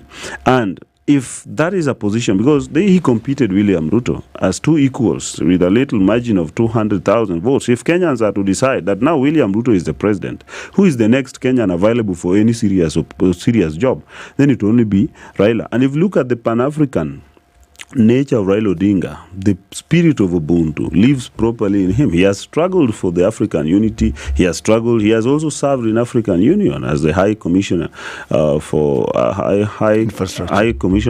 Infrastructure. So he is well placed, and being that he has experience of diplomacy, he has done a lot. He has played a big role in Africa, shaping different regions. So he is qualified as per that. I don't know whether the issues which were being raised as to degree or masters are there, or not. Personally, I would wish to say that Raila Odinga is supposed to work hard towards getting this position, because it's the best option that he has, especially in his exit in politics. You know, after you have danced so long, you might want to leave the stage, but the moment at which you leave, sometimes there might be a little fracas somewhere to allow you leave. You may pretend you are going to look at what is happening there, then you exit the stage. I think it is the best time for Raila to exit. But when he exits, now the question comes in our region, because we have been so much in some kind of politics which is more of patronage. Raila has become political leader of our region for so long, and we took it over from his father. But I'm personally convinced that he has done his best, and that his best has been seen in terms of the reforms he has brought in this country and what he has done to our region. Now come to our region, Nyanza region. I would not be specific on South Nyanza, because this is something that affects Nyanza region, and in fact it affects zones which were ODM zones. Exit of Raila will really destabilize politics, because number one, there are individuals who cannot survive in politics without Raila's name. They will not, I can tell you. And if it was not that this is not a public forum where I'm not supposed to quote names when they are not here to defend themselves, I would have quoted names. There are individuals who are not able to win anything in our region, and they are sitting in those positions simply because Raila said. And they are aware that if Raila is not there to say anything, if Raila is put to silence by sitting in Addis Ababa, not allowed to talk, they are not going to be anybody. There are people who are not anybody if you take away Raila and you take away ODM from them, and you know them. So we cannot pretend that it will be business as usual. Is this really true? It is very true. Really? It is very true. We hear this often, but also many times we see where we hear that even in Nyanza, people say, okay, Raila, we guarantee we are going to vote for you as president. But the local politics leave the local politics to us. And we've heard that very many times. City, right? Yes, we have. We even see people who are elected against that wave, that is the supposed Raila support And then somebody else who emerges and they get elected and get re-elected. It is accidental. In fact, it will be a single accidental case or 2-3 cases. But overall, generally. No, but Bonondieke, how is it? You're saying the process of voting when somebody, say, for instance, stands as an independent candidate or a different political party, and they're elected twice on that particular party ticket without ODM, and you're saying it's accidental. How is it accidental? Because you know there are many vehicles on the road. They reach their destinations, but when one doesn't reach it becomes an accident. Let me tell you, in Nyanza, it has been politics of Raila wants this person. And if Raila wants good thing for our region, he should just say, I have done my part to you, whether good or bad. I beg. Like he sang that Jamaican farewell song. It's the best time to sing that song now, so that our region can be free from his name. Not that we don't want him. We really respect and love him. But you see, the love we have had has disenfranchised many people. And that is the truth. And if such truth were to be said, then I would secretly tell you to invite me in studio with somebody here. I will tell you secretly to invite me in studio with one, or I will give you 10 names. You take from one of them, you pick one of them, and then you bring them to studio, one of them. Then I'll now put him to task because he will be here to defend himself. You will see the truth coming out. Because first, there are members of parliament, for example, who cannot even speak in English in this parliament. I'm telling you the truth. And they were not actually nominated. You see, there's a process of nomination, Chiti, which actually determines who carries the flag of the party. And this is a person who claims to have been nominated and cannot speak in English. How did people nominate him?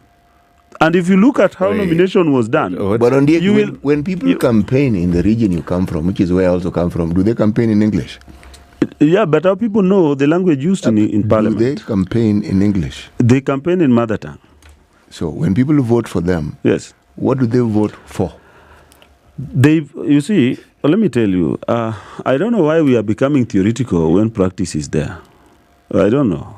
Basically, you come from the same region. Let me tell you, my brother. If you come from the same region I come from, you know what has been happening, and that's why I'm saying. I've lived longer in that region than you, so I actually know more about the region than you do. Yes. So when I ask the question, you know exactly what I'm asking. So answer it. I am saying people campaign in mother tongue.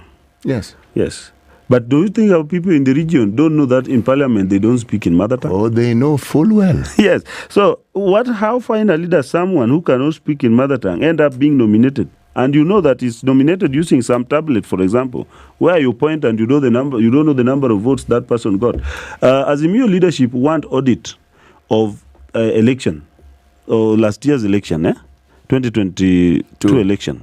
Yet they have also not given us audit of the ODM nomination.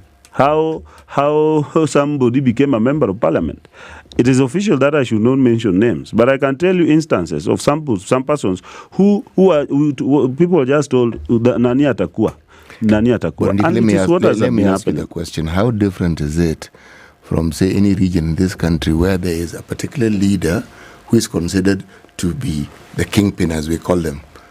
How different is it? These regions have had different kingpins. These regions have had different leaders. True. So how differently they have been doing their things must be actually different from what has been happening in our region. You know, the point I'm making is that when you have a leader who is accepted as the leader in any region, they have certain powers. And some of those powers are the same powers of nomination. They more or less decide, and you will be told that on this particular one, we are voting party, not... They don't even think individually. Voting party comes at the election when the IBC is concerned. But selecting the person going to bear or to carry the flag of the party at that election, where now we are going to vote the party. Because there will be many other parties, but the party which is predominant in our region will plead with people that now vote for us, because they say, and let me quote in how they say it in our mother tongue, that they are going to assist Raila up there. Tunaenda kusaidia Raila kule juu. So even someone who cannot help Raila in anything up there, because I believe in parliament there are three things: legislation, representation, and oversight. And if you can't legislate, you can't oversight. How will you represent? So that is the main problem we have had. But all said and done, Raila's exit in our regional politics. You is guys going are to open. happy. Okay, personally, especially you UDA people, you are happy because you feel that finally this ground is going to be level. The ground, okay, we are happy. Everyone is happy. And let's also say that part of the reason why some of you are in UDA is because you feel that you are denied an opportunity in ODM. That is the truth. You see, in ODM, I don't maybe like meddling much into their affairs because personally I left ODM and then I went to PDP. Governor Okoh was my party leader in PDP, and we did not succeed in capturing registration because the political parties were going back to registration. That's now on my personal ground. But I can tell you, many people are disgruntled, and that's why Raila has been losing. And even this election, Raila didn't lose because William Ruto stole the election as he claims. No.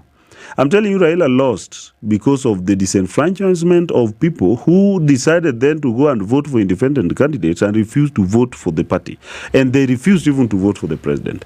Because if you look at the number of people who voted for the senator for Homa Bay versus the number of people who voted for Raila Odinga as president, there's a big difference. He lost so many votes. If the people who voted for senator voted for him, he would have not lost the 127,000 he lost in Homa Bay, in Siaya, and then he lost 103,000 in Homa Bay, and he lost around 79,000 in Kisumu.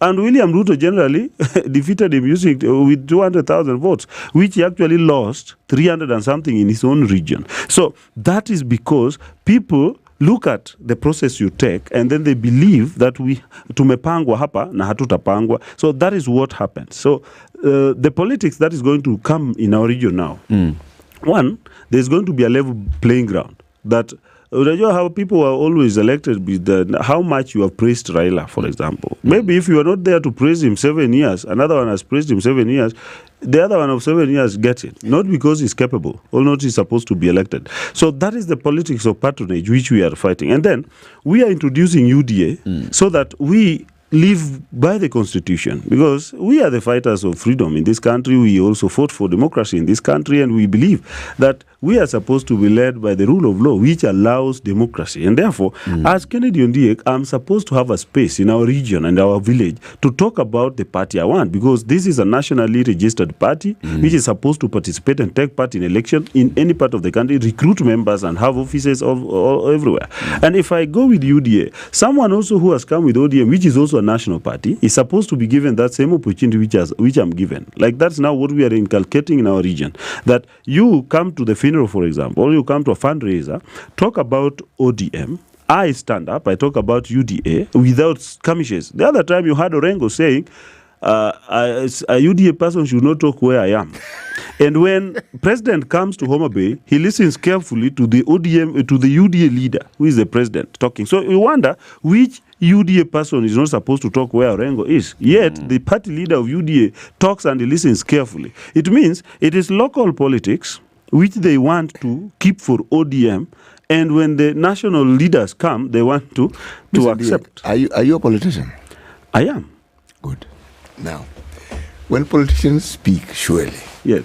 At what point do we take it that the politician is just involving themselves in politics, and at what point then do we analyze and break down the conversation and analyze it as, is this really true? Is this really honest? Because, tell me, where in this country do you have, I'm going back to the Kingpin story, where you don't find people being nominated and opposed, not even elected, okay? It has happened. No, it happened. My point is that it happens in every region. That's really my point.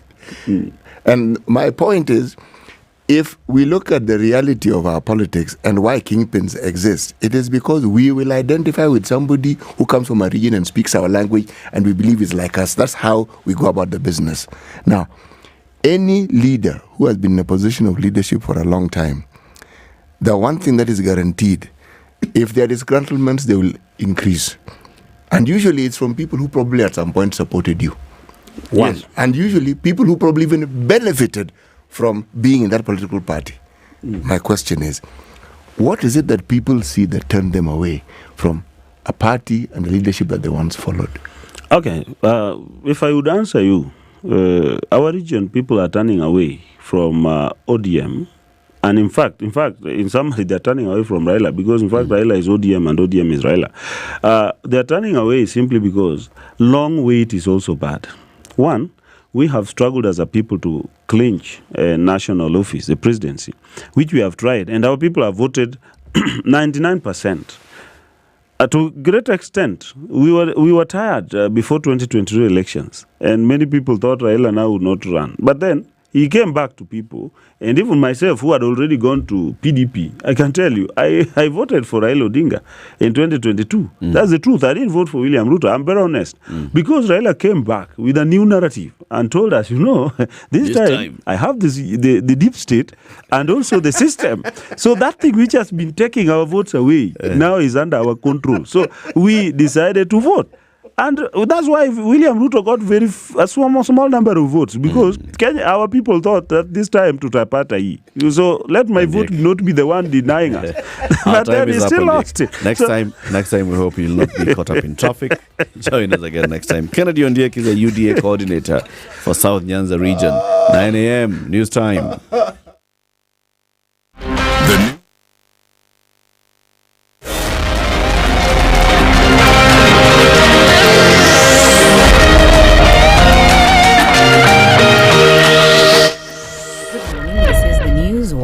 I'm Leah Ubaga.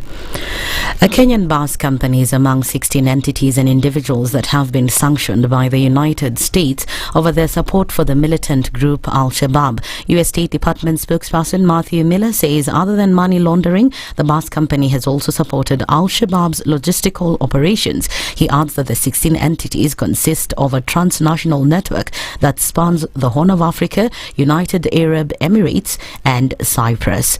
The High Court will today give directions in a case challenging the Social Health Insurance Fund. Justice Alfred Maber, who will be presiding over the case filed by activist Eno Kaura, set the date following the empanelment of a 3-judge bench to determine it. Chief Justice Martha Koome tasked Maber, Robert Limo and Frida Mugambi to deal with the case filed last year. The empanelment comes after the National Assembly managed to convince the court that the case as filed by activist Aura raises weighty and complex constitutional issues. Now, the Makadara law courts will issue a ruling at 2:30 this afternoon over the detainment of 4 suspects being held over the mysterious death of a grade 8 pupil at a school in Nairobi's Umoja area. Police are seeking 21 days to detain them, pending further probe. This event comes as the family demands for justice as they suspect foul play on how their son died. I just want justice for my son.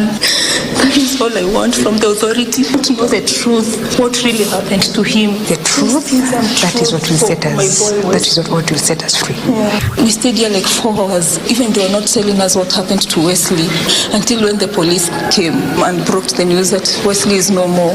But they were saying that he fell down. But like you can't find any sign of blood. Aleman, look, you can actually see this is not normal that somebody can fall from a 7th floor and just get into a veranda somewhere on mezzanine with no damage or no blood.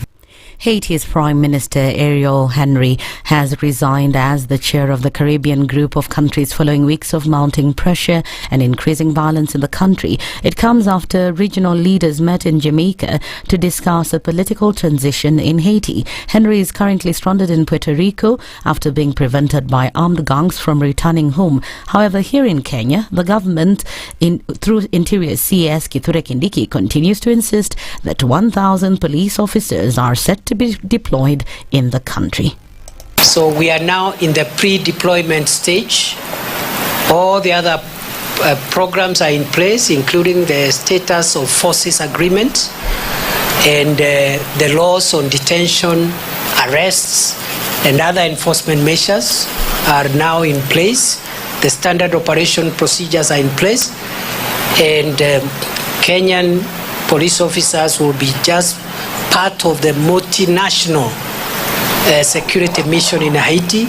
And finally, 8 bars have been closed and 17 people arrested in the ongoing crackdown on illicit brew and bars operating outside the prescribed hours in Kuria West, Migori County. County Police Commander Francis Ngule said the closed bars were found operating outside the prescribed hours. Elsewhere in Kisii County, 69 bars have also been shut down for flaunting the 100 meters radius from learning institutions. Regional Police Commander Elliot Kimwele says the operation is aimed at ensuring the business owners abide by the law. We want to be very strict about the issue of not having licenses, because some of the pubs are operating without licenses. They have been closed, and their buildings actually, they have been marked closed. However, some bar owners in Murang'a County have criticized the move to shut down their premises, terming it as unfair due to the short notice. They have got loans to clear, school-going children, and workers who rely on those businesses. And when you are told to close, all these people are going to suffer. Chiefs wanaenda wanatoa pesa kwa wale mama wanatengeneza chang'aa kwa reserves. Tunataka tusikie serikali ikiongea mambo ya chang'aa kabla mtaenda kwa hii mambo ya hii pombe ambayo inatengenezwa na makampuni. In other parts of the country, more than 179 bars have been shut down and 56 operators arrested as the government enforces the new licensing regulations. That's the Newswire. I'm Leah Ubaga.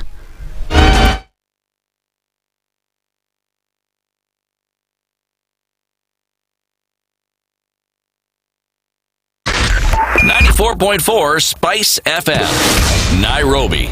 A few minutes after 9 o'clock, traffic. Let's see what's happening here in the city outer ring. Still taking a little bit of that as you get towards that Donholm Junction. And then also on the Thika Superhighway, still heavy coming out of Survey. And then as you touch a little bit on Murang'a Road. Then you'll get towards the Globe Cinema overpass and a little bit of it, a hold up as you getting over the pass, as it were.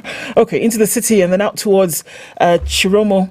Some traffic coming in. And let's look at what's going on in Westlands. It's still heavy on Kuna Road going towards Spring Valley. And then also coming in from Kitisuru, Thigiri Ridge, and then out towards Limuru Road. So that area still continues with busyness as it does on Ring Road Westlands this morning. We'll be coming out of traffic hour in no time. Let's keep an eye on things and see how they develop. We'll talk on SpiceFM KE on X hashtag, the Situation Room.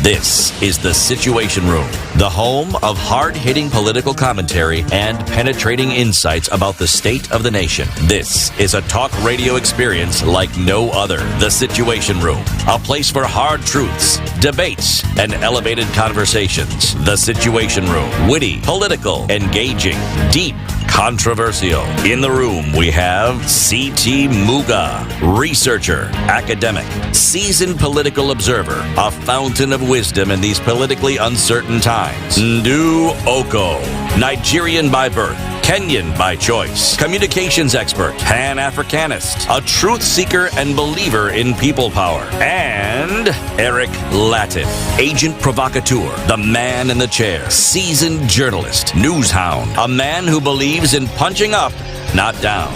7 minutes This after is 9. the Situation Room, the only way to start. How are you doing? Have you SMS the word plot and sent that to 20321? Plot to 20321. It's important because Username Investments Limited have this new development in Nakuru County, and it's a lovely one. You get to Nakuru on the road to Olkalau. It's a tarmac road. There's something called Serenity Springs. It's in Lanette. This is a new development by Username Investment, and they're saying, please come and see for yourself and see the new project that we're developing. 1/8 of an acre plots, many of them available, and they're saying we want to build a new community here, a community of people who are living in this posh, lush suburb of Lanette in Nakuru.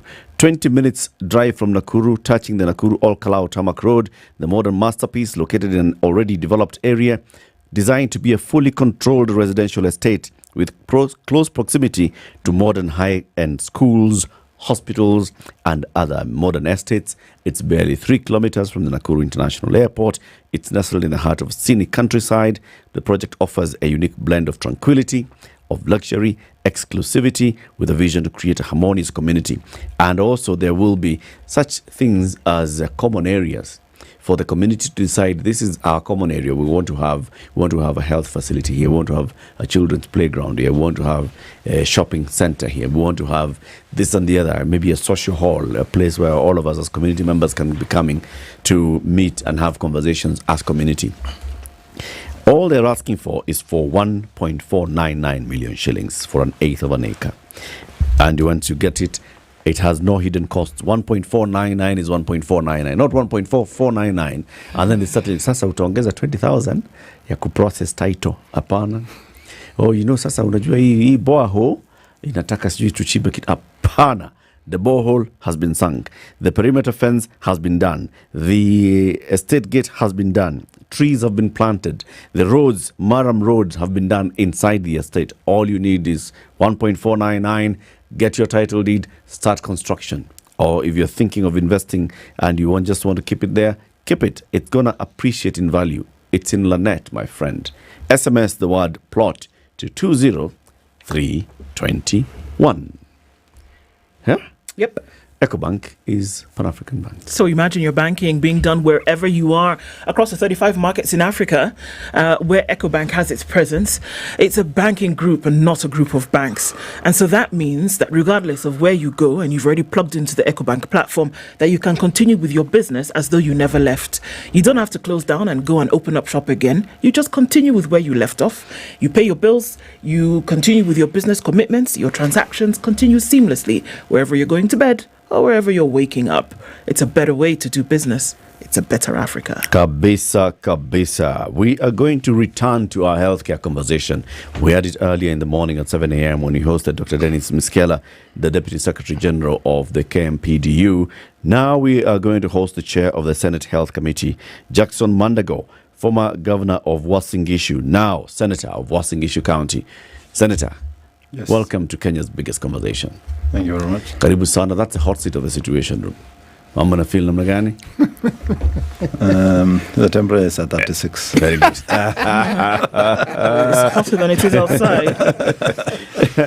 We're going to talk about the things that may be working or not working in the health system in the country.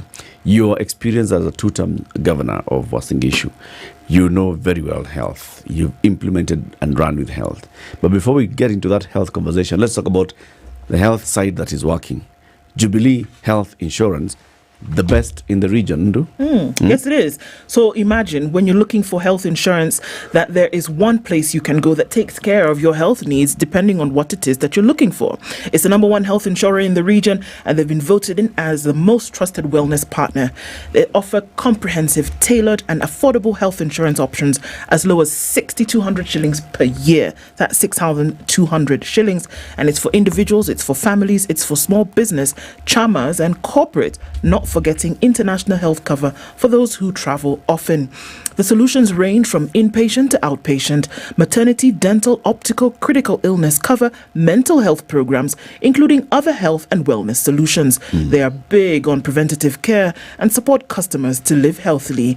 Text the word cover to 40643. That's cover to 40643 or call 0709 949 1000.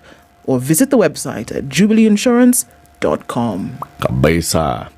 Senator, listen to the next words that are going to come from City Muga's mouth. It's a proverb of the day. Every week he goes to one African country, he brings us a proverb, and we ask our guests to give us their own interpretation of that proverb. Today, the proverb is from? The Republic of Seychelles. Right. Yes. This is the proverb. He who is scared of words has no heart for deeds. He who is scared of words has no heart for deeds. How do you interpret this, Senator? My interpretation would be from a political point of view. Is those who are scared of criticism and sometimes noise, either from stakeholders or from the opposition, will never implement a vision. because it means in the first place they didn't have a vision. So it doesn't matter the amount of noise. If you had a vision to do something, you will still roll out amidst the noise. You will do it. Yes. Doctors are threatening to go on strike on Thursday. And this is bang in the middle of the